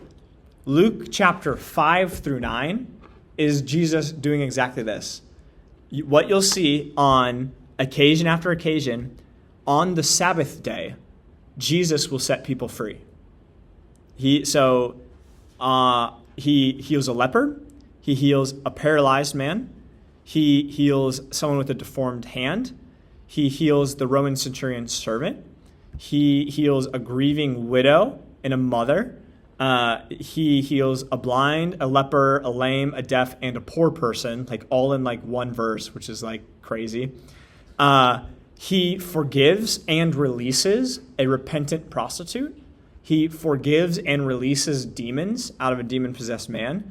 He releases a hunchback woman, which is a very interesting story because Jesus looks at someone with a physical deformity, and the disciples say, "Who sinned, her or her parents?" And Jesus says, neither. This is not why she's like this. The world is broken. And Jesus sees the brokenness of the world, as something that needs healed, something that needs to get back into the Sabbath house. It's not in the Sabbath house. It's resting on something else. So Jesus heals her, and he does all of this on the Sabbath. And then what's the line? Sorry, let me find this verse. I should have wrote it down. Something along the lines of, then the Pharisees come up to Jesus and they yell at him and his disciples, because what are they doing? They're working on the Sabbath. And Jesus looks at them and says, you guys, you're missing it. Sabbath was made for man, not man for the Sabbath. You guys remember we talked about this a couple weeks ago, how there's like a law and there's like there's a law and there's like, don't break that law. And then in order not to break that law, they added this law and this law and this law. And the disciples are like way out here. And the Pharisees are like, what the heck? You're breaking the law. And they're like, you're not actually breaking the law. You remember this conversation? Jesus is like, guys, you're missing the whole point. The whole point is not to add laws so you're stressed out and worried about obeying during the Sabbath. The point of the Sabbath is that you rest in God, in what God has done for you, in what God is doing for you. I am the Sabbath, and it's happening right now. You can rest. Where'd it go? You can rest in the now. That's unfortunate. In the now. You can rest right here. You can rest in what Jesus is doing in this overlap. And you can hope that one day the Sabbath will be fully reunited. Everything is going to go back into the Sabbath house. Everything is going to rest in the Sabbath, in the Sabbath. You're all going to stop. And you're going to sit in the Sabbath forever. So if we go back to Genesis, where we all started. If you go back to Genesis, and we go to the Sabbath,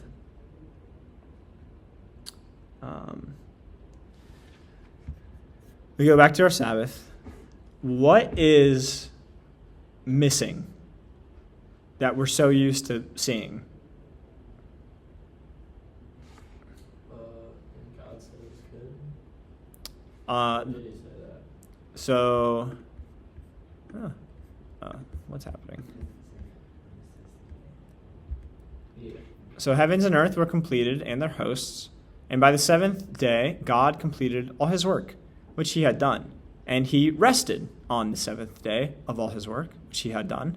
So God blessed the seventh day and sanctified it, setting it apart from the other days, because he rested from all his work on which he had created them.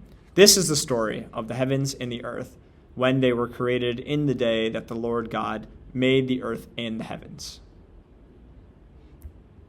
So he doesn't outright say, and it was good, but he blesses it, right? So you're correct, that phrase that we're so used to saying is not in there, but this is different. It's because Sabbath operates on a different day, right? It's a different thing than it's set apart from the other six. So it's not good, it's blessed. That's something. What is a way of understanding blessing? I know that's a broad question, but maybe we can get there. If God blesses you, It's like something good will happen. something good, what is causing the good thing? God. So to be blessed is to be with God in some regard, Yes. right? Indirectly. Indirectly. But like the blessing, where's it coming from, right? All good and perfect things are from above, right? Yeah. So you can say, and the biblical authors play on this, to be blessed is to be with God, is to be close to God. So God doesn't say it's good, he says it's blessed. Because all the things that are good, they get to be with God on the seventh day, in the rest. Track? Yep. What else is missing? Don't look at this. This is misleading. Because it's not the full. It's not quite the full thing. Maybe we can do this.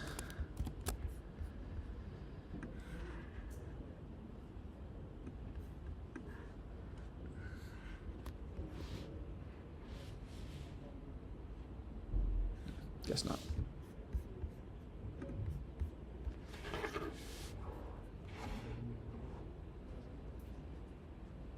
I don't know. Oh, there we go.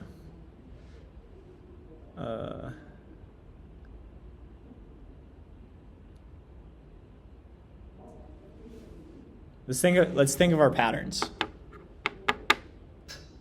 Didn't say it. It only says that God said. That's true. God doesn't say something, but God doesn't always say something in all the days. Yeah.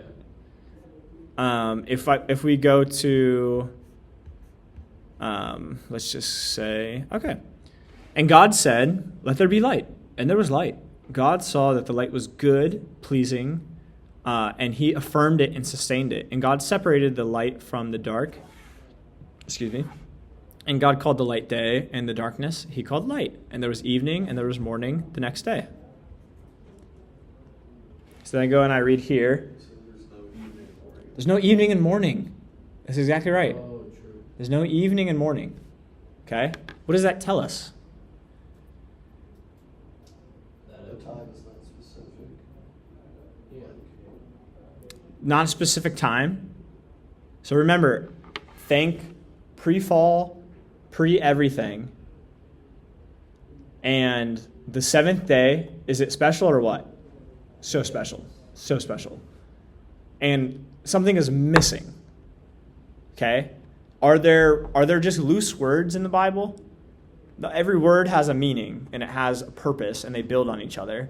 And for there to not be a phrase that has been there the whole time is trying to tell me something. Remember we talked about when there's repetition, you should look at something.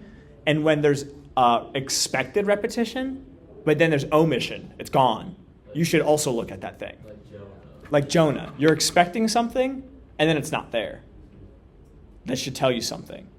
So the fact that I'm expecting, and I did this a little dirty because we haven't looked at the full picture today, but if I read all my days of creation, God says that it's good, which we identified. God doesn't say it's good. God blesses it, which is almost better. I don't know. And then I'm expecting for there to be evening and morning the next day, but there's not. So where are we? It's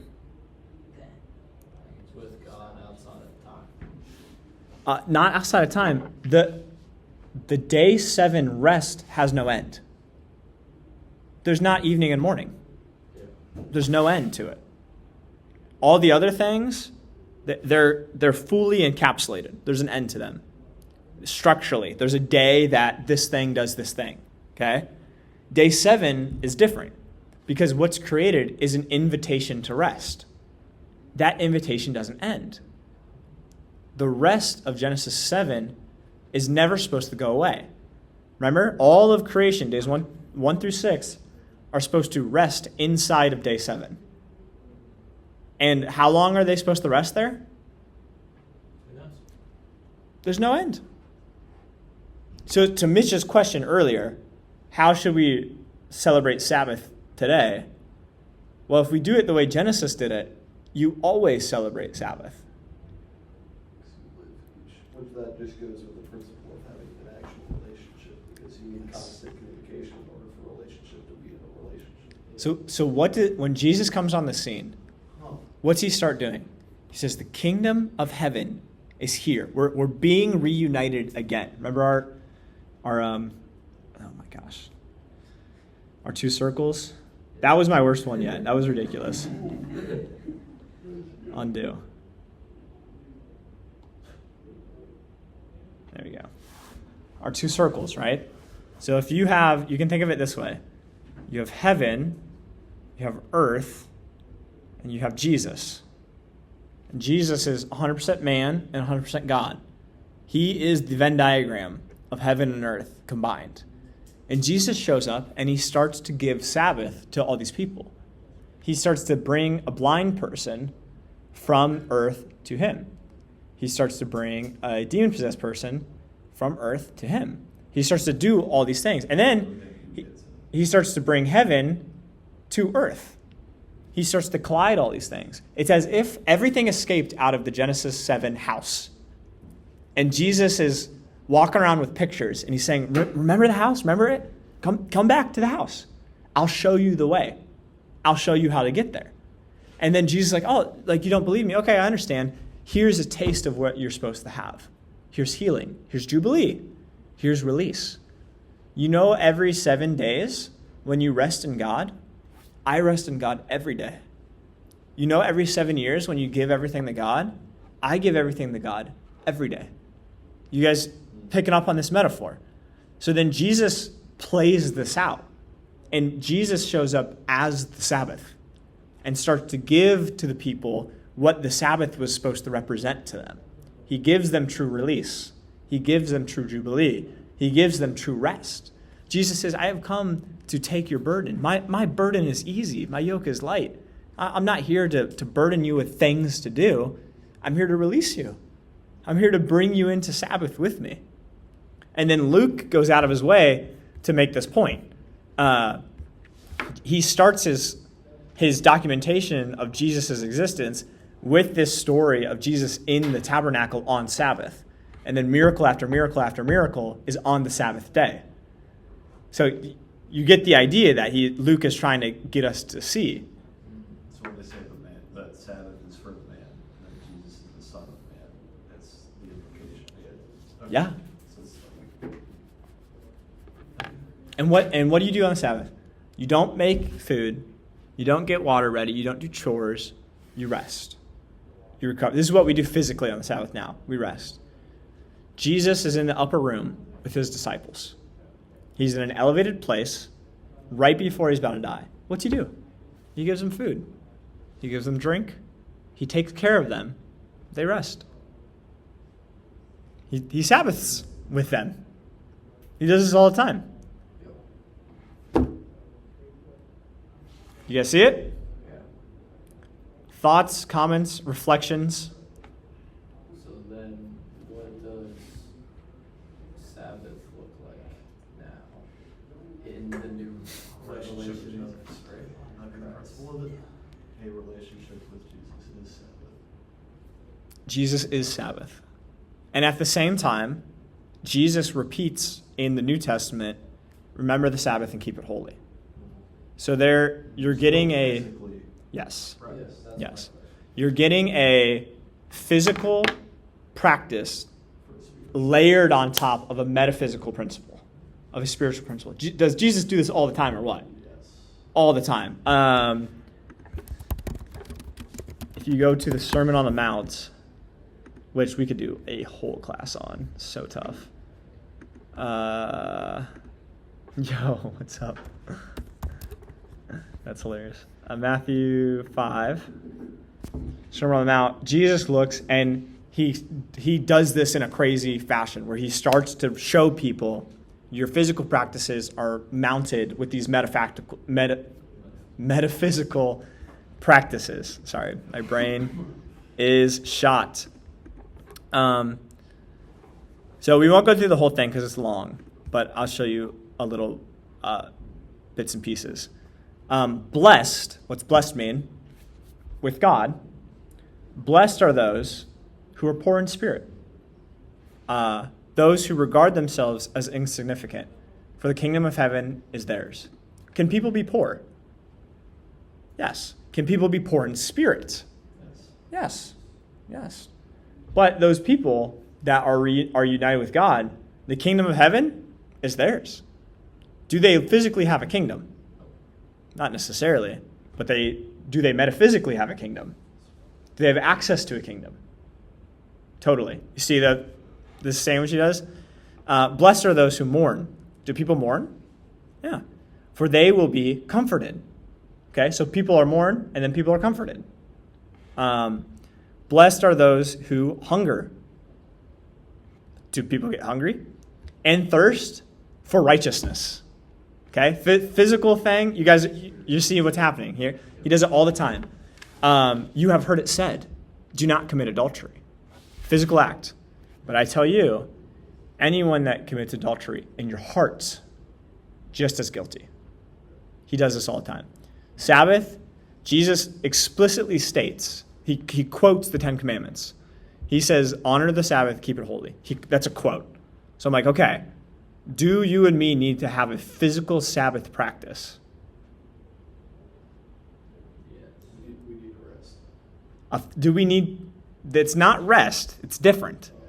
Do we need a physical Sabbath practice? Does one of our 7 days need to be a Sabbath day? What 100%? Yeah. Because Jesus quotes it. What does he say? That's a good question.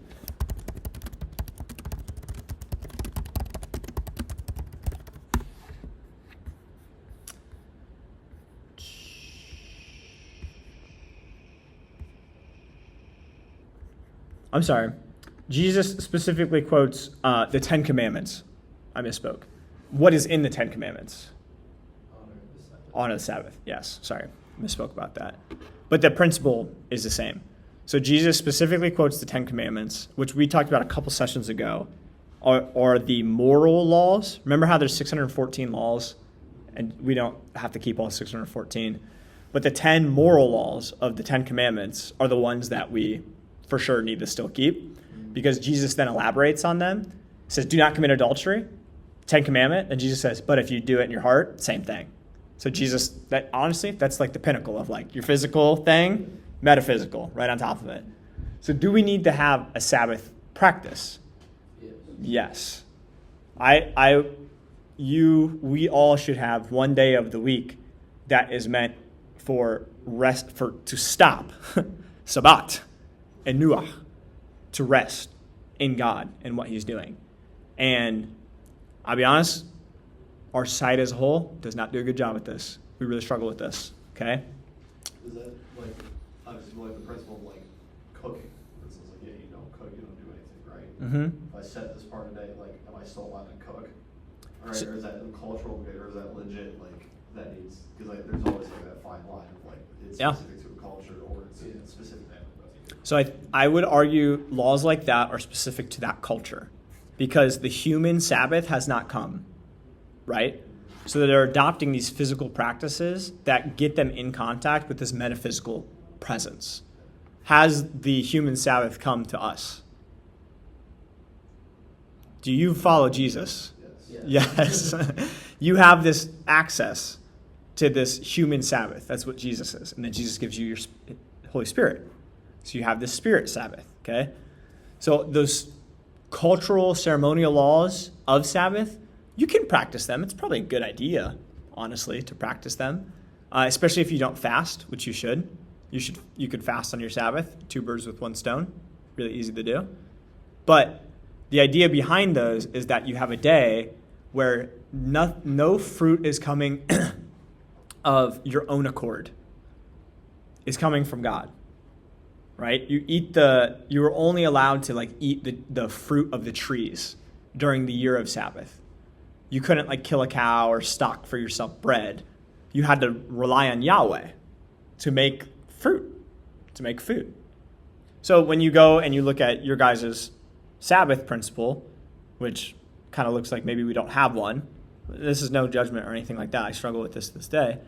We need to look and say, man, I need a literal 24-hour period in my life where everything that I do is based on resting in God and depending on God. It's not a day where I brain rot and watch Minecraft and play video games. Is that resting? No, not in this sense. It's not resting in Yahweh. Maybe I'm mentally recovering. That's fine.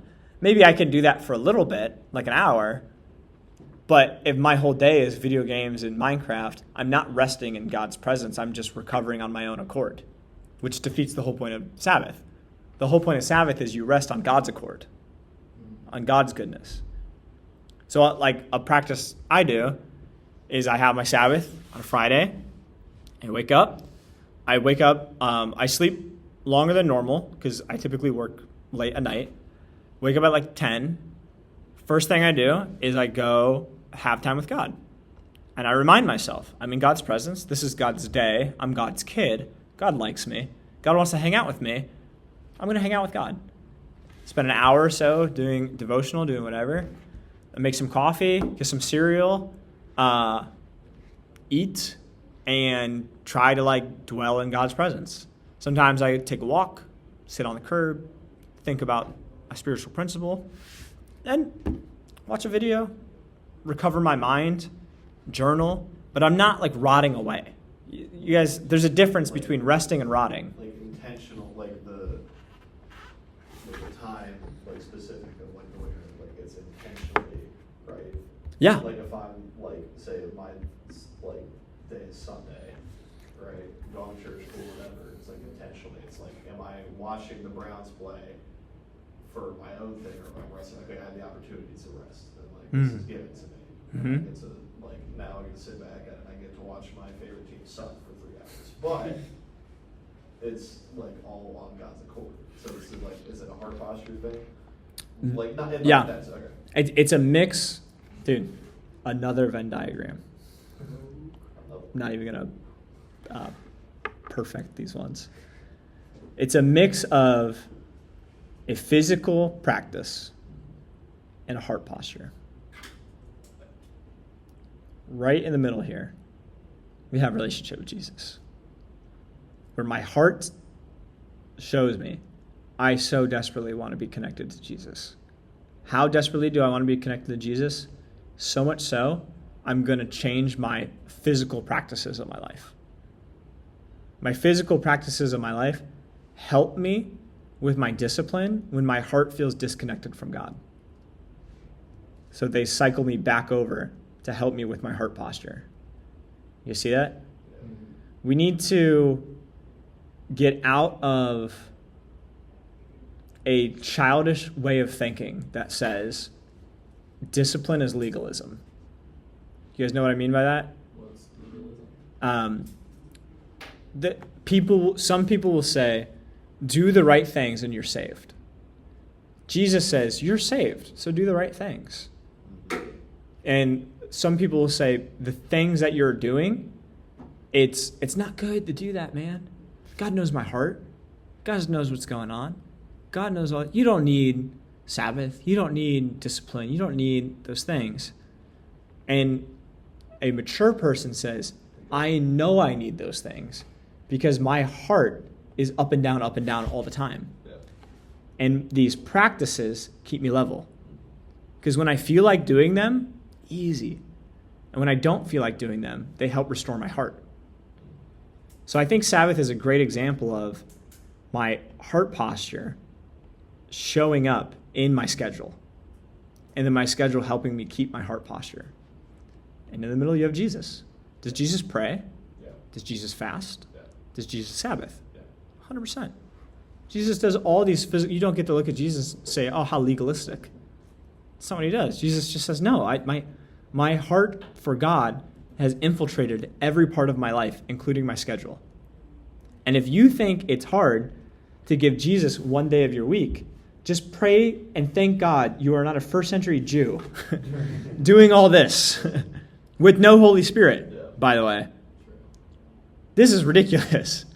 And Jesus has said, the whole point of that is to bring you over here. And now you don't need those things. You don't need the structure. You don't need the calendar. But you do need to make sure your heart infiltrates your schedule. You do need to make sure that happens. The inherent physical process can be different for everybody. So I'm not talking like, I'm just saying like physical practice of like what specifically you're doing to rest, but it's why you're doing it. And in the same situation, like, okay, we could both sit down and watch a football game on Sunday. That's our day of rest, we'll call it. And then it switches back to, well, we both do that. Why are we doing it? Are we doing it because we really just want to watch football? Or we're doing it, well, this is my day of rest. I have the opportunity to. So Yeah. They go hand in hand. They go hand in hand. Yeah. And then we have to do the hard work of being honest with ourselves and asking, does me watching the Browns allow me to rest in God's presence? Yeah, because they de-stress me out. Probably not. No. Probably not. I think most things with a screen don't allow you to do that. Well, it's interesting. I had a conversation with Jacob Cho about exactly this, the Sabbath and all that. I've been doing a similar thing. It's a little different from this, but really what he tried to highlight was enjoying the simplicity of life and the simplicity of the gospel in Jesus. So you don't have to, for a whole day, just be quiet and pray and read your Bible. It's just enjoying the simplicities of life. Like Yeah. one time, like one of his friends, I forget who it was, but he just like sits by the fire and reads Lord of the Rings on his Sabbath day. Like it doesn't necessarily have to be just like praying for 3 hours. Yeah, totally. Because Yeah. we know this because God doesn't say, now sit and pray for 3 hours. Yep. He just says, come rest. Yeah. Come rest. Don't distract yourself. Enjoy what I've given. Don't brain rot. Yeah. Rest in what I've given you. Go on a walk, sit by the fire, read Lord of the Rings, hang out with a friend, but make sure you're cognizant that you're resting in God's work. That's the thing. That's the thing. Yeah. So I've been trying to work that in. But, yeah. Well, I'm starting to realize how bad I well, suck. part of going through this is being like, dang, I suck. What is like? I've been meaning to look into this. Like, what does Jesus say about fasting like, in the New Testament? Like what Yeah. he's here? Jesus shows more I than know he says. practices it. Like, Yeah. Far more than. So Jesus fasts for 40 days and 40 nights, Yeah. which is crazy. Crazy. And I can't do that. the New Testament says things like, when you fast, do so with this heart posture, reminding it's a little mini Sabbath. Like, remind yourself everything about you. See, if you think you're tough, fast for 1 day. See how tough you really are. Like, see how used to your coffee and your White Monster and your processed sugars that are keeping you going, and then you cut them all off for 1 second, and then you realize, shoot, I'm not that tough. Because without this food that Yahweh's given to me, can't do too much. Yeah. And actually a motif through Genesis is, without the water that Yahweh's given to me, without the breath that Yahweh's given to me, and without the food that Yahweh's given to me, I'm a dustling. There's nothing I can do, right? If you think you're tough, like, go into the bottom of the ocean for like 2 minutes, see how tough you are. This is like part of this, like, keep you grounded in God, like connected to God. Yeah. So as far as like what Jesus specifically says, long story short, he says to fast. The disciples will fast when they're praying for something to keep them focused on it. They'll fast to like, and this is like food fast, not these like BS American, I'm not going to get on my TV fast. You should just not do that anyways. It's just self-control, and we just call it fast for some reason, but it's whatever. Not that those things are bad. It's just not what is being talked about. Normally, it's an excuse to not do actual fasting. That's typically what's happening. But there are these fasts to connect with God. There are these fasts for like praying, like, and then people will fast together when someone is like sick or someone is like going through something. And the idea behind it is, I'm going to remove everything that I put into my body that makes me go and rely solely on God. Solely on God. Now, one of the biggest practices or purposes of fasting for our conversations is for sin.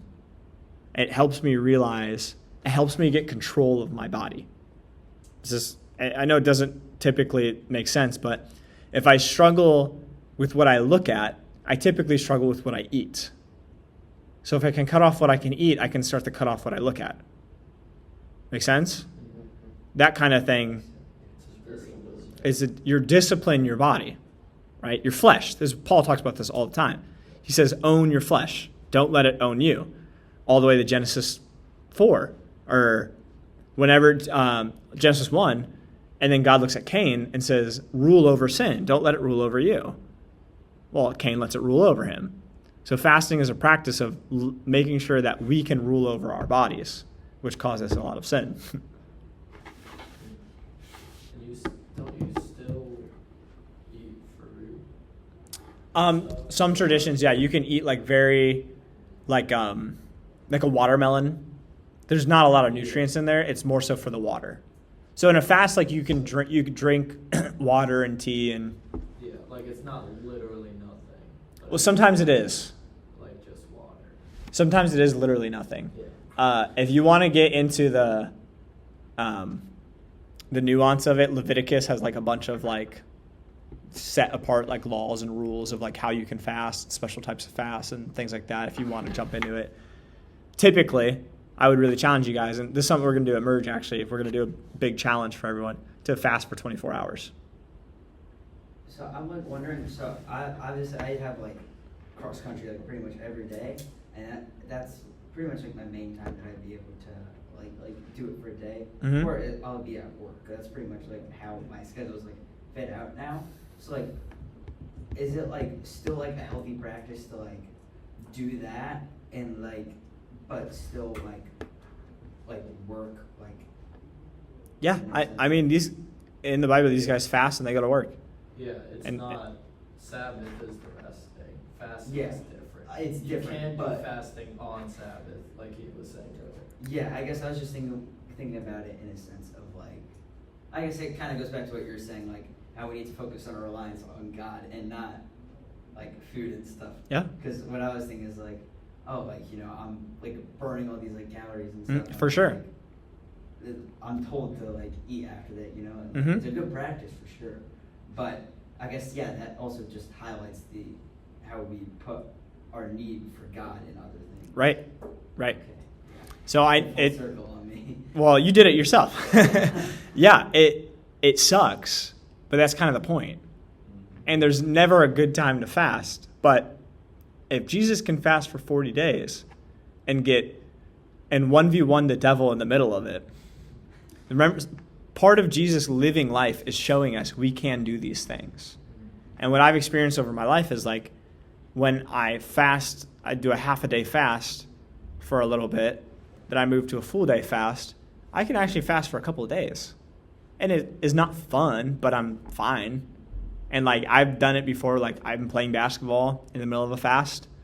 I'm like, I preach while I'm like fasting. Preaching's like exhausting actually. Like do Merge in the middle of a fast. Like it just does all these things. You can like work this muscle to train it. But we are so quick to, and we have such good vocabulary and reasons to not fast. Now I'm not saying don't fast all cross country season. You'll die. But I am saying you will be fine to fast for one day. I am saying that. And I am saying to you and to everyone listening, to anyone that's a believer in Jesus, you should fast. That's just how you should Sabbath, just how you should not murder someone. You should fast. Do you eat like literally nothing, not even water? I'll do water. Certain things? Yeah. Okay. Normally when I fast, it's just no food. Yep. So, but I'll drink water or tea or whatever. This is like, I'm not expecting an answer for this. This is like a thing I want to throw out here, just my mind went there. But like, I don't know, like athletes, like I said, I don't know if you do like carbo loading, Mhm. like eating a lot the previous night. Like that's something I'll do like even like before like games, or if I've had like a tournament the next day, is I will like gouge down like a pound of pasta. Yeah. Yeah, it's what we do Because for I cross know, country. Mhm. I know waking up the next morning, I'm not gonna have time to make a breakfast. I'm gonna have time to eat like a protein bar, and that's about it. And so it's like I need energy. So I'm fasting the next day, like carb load, for example, the previous day. Does that defeat the purpose, or is it still like? No. I mean, Because I'm preparing myself to have more energy the next day, knowing that I won't be eating. yeah, Is that the point to rely on God? we can get where I was right. going. I'm not expecting like an answer from that. I was just like, my mind just went there, so I figured I'd throw it out there. We can get super legalistic with how you should fast and what counts and what doesn't count. The point that Jesus brings up is why are you doing it? Okay? Now, he also understands more than any of us, we are fleshly beings. I don't think Jesus woke up and decided to fast for 40 days. I think Jesus was 32 years old, knew what he was about to do, and had been practicing fasting his whole life. We forget about the other 30 years of his life before he just started doing stuff, right? Jesus was a cultural Jew. He would have practiced Sabbath and fasting all the time. So it's a muscle that he trained. Now, 40 days is still extreme, but I think Jesus was more equipped than most of us to do it because he had practice his whole life. Jews to this day will go weeks without eating. Muslims will do this too. We just are, soft baby American Christians that don't like this part, so we don't do it. And I'm looking at us and I'm saying we have an opportunity to better Sabbath, to better rest in God by practicing fasting. So if you want to start practicing, sure, carbo load the day before. It's totally fine. But the rest of the day, the point is not to feel hungry and woe is me, look how good of a Christian I am. The point is to be like, man, God, I thought I was relying on you, and now that I don't have food, I'm really relying on you, right? Like that's the point. So we can get caught up in what should I do or what counts and what doesn't count, but I'm trying to remind us that the heart posture behind this, right? This could be a stretch, but this just like came to my mind and sort of like the design of like humans is that like you always hear like you can go like 3 days without water, 3 weeks without food. That goes back to like the 3 and the 7 and like Genesis 1 and like creation. I don't know if that's like a stretch, but it's there. I mean, how It's like an intricate? average, but, How like, intricate is Genesis 1? Very. Yeah. And how intricate are human beings? Very intricate, yeah. I've just put coincidence, like with God, Yeah, there I just wouldn't- is I no don't think it's a coincidence. coincidence. I just, No, I would say so there's like any argument like, oh, like just like any like not even but like just a point of like why are we the only creature? There's no way this like our Yeah. thinking, our critical thinking, Mhm. just comes from like just like baseline evolution of we all came from one thing and all of a sudden just this one species yeah. is set apart completely different from everything else. Like Why can nothing else critically think? correct, Or is self-aware? Yeah. Why can nothing else come up with a concept of a God? Yeah. Because it's ingrained in our minds specifically because we were made in the image of a God. I could do this right now. Exactly. You're exactly right. I mean, the crown jewel of creation is human beings. It's the crown jewel. We looked at the patterns, we looked at everything. Like the most intricate thing is human beings, and it's the only thing that God gives bonus acts of speaking to, and gives bonus roles, and gives bonus authority, and gives bonus details. It's the only thing. And I mean, like to your point, Mitch, like God made humans like, yes, this is it. This is it. And then we went and broke it. But like God clearly cares about us. Clearly. Even to the fact that he didn't send his one and only son to redeem the angels that fell. He sent his one and only son to redeem the humans. Like that, like what is going on here? I don't know. Yeah. But God is clearly demonstrating his great love for us. This is like why people are like anytime trying like if we did not have the previous knowledge ingrained in ourselves that we like of a God, like how would you be able to come up with something that's beyond your comprehension? It's impossible. You can't make something that doesn't make sense to you. That's Yeah. why we try to break down God. And it's like, well, this doesn't make sense. It's like, oh, it's a coping mechanism. Well, A, if it is, works for literally everybody that tries it. So, but B, it's like, no, the idea of a higher power that's beyond your comprehension and holds all power over you. Why would somebody make that up? Why would you want that to exist? Correct. Why would you want that to exist? Right. Why would you come up with it in the first place? You can't. It's beyond your comprehension. You can't come up with it. And it also like goes against like you think like some other like religions like their like God goes along with like human like Yeah. like lustful. It has the same morals as a Yeah. human. Yeah. But Christianity goes against the desires of the flesh and it goes Yeah. with the desires of the spirit.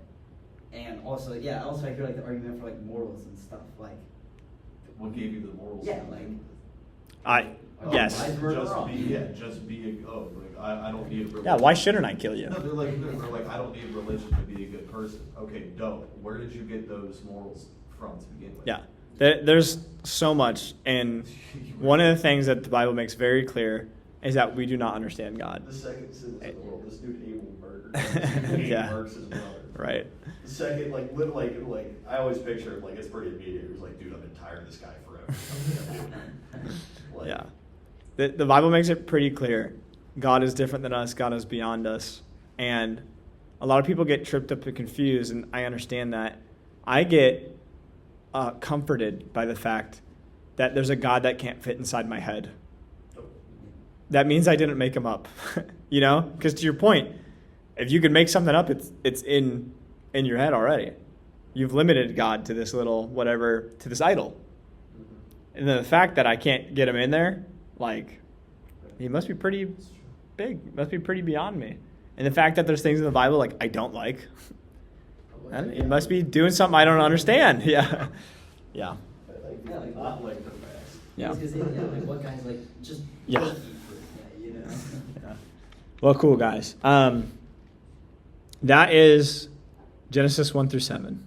Genesis days 1 through 7. Genesis 1. Genesis 1, technically 2, but it still should be 1, but that's whatever. And that took us 5 weeks. Yep. Only. So that was loaded. So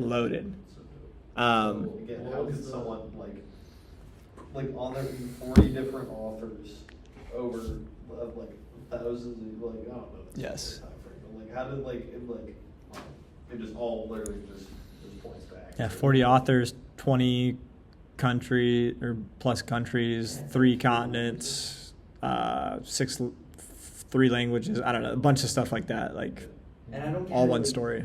And the story is to the benefit of no, like not that the benefit, it's to the benefit of all people, but like all the ways to go about it is not to any human desire, like ever. It's like, yeah, like when someone makes you mad, don't do anything about it. Yeah. Like, Do the actually- thing, actually- everything about you is screaming, do the opposite. Yeah, actually, so you know how that one guy just like punched you in the face? Go tell him that you love him. It's like, yeah, nobody wants to do, like, you know what I mean? And then it's like, yeah, that all points back to one thing. Why would somebody just like write this willy-nilly? Yeah. Pay attention. And I don't get how, like, I couldn't, you can, like, tell it to someone, they're like, yeah, it's still, like, man-made. Like, Yeah.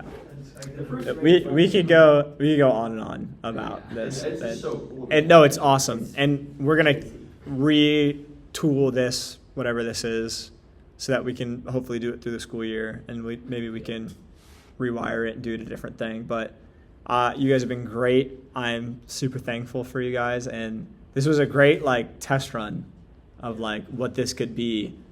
And if you guys want to, we're just gonna keep going along, keep doing stuff like this. Well, So if we're not doing anything before, like, if groups will not be occurring before or after merge, like, we'd be able to fit that in. I don't know, that's your. yeah, we'll figure it out what works for you guys during the school year, but Yeah, I know. Oh, that's fair. yeah, we'll figure it out.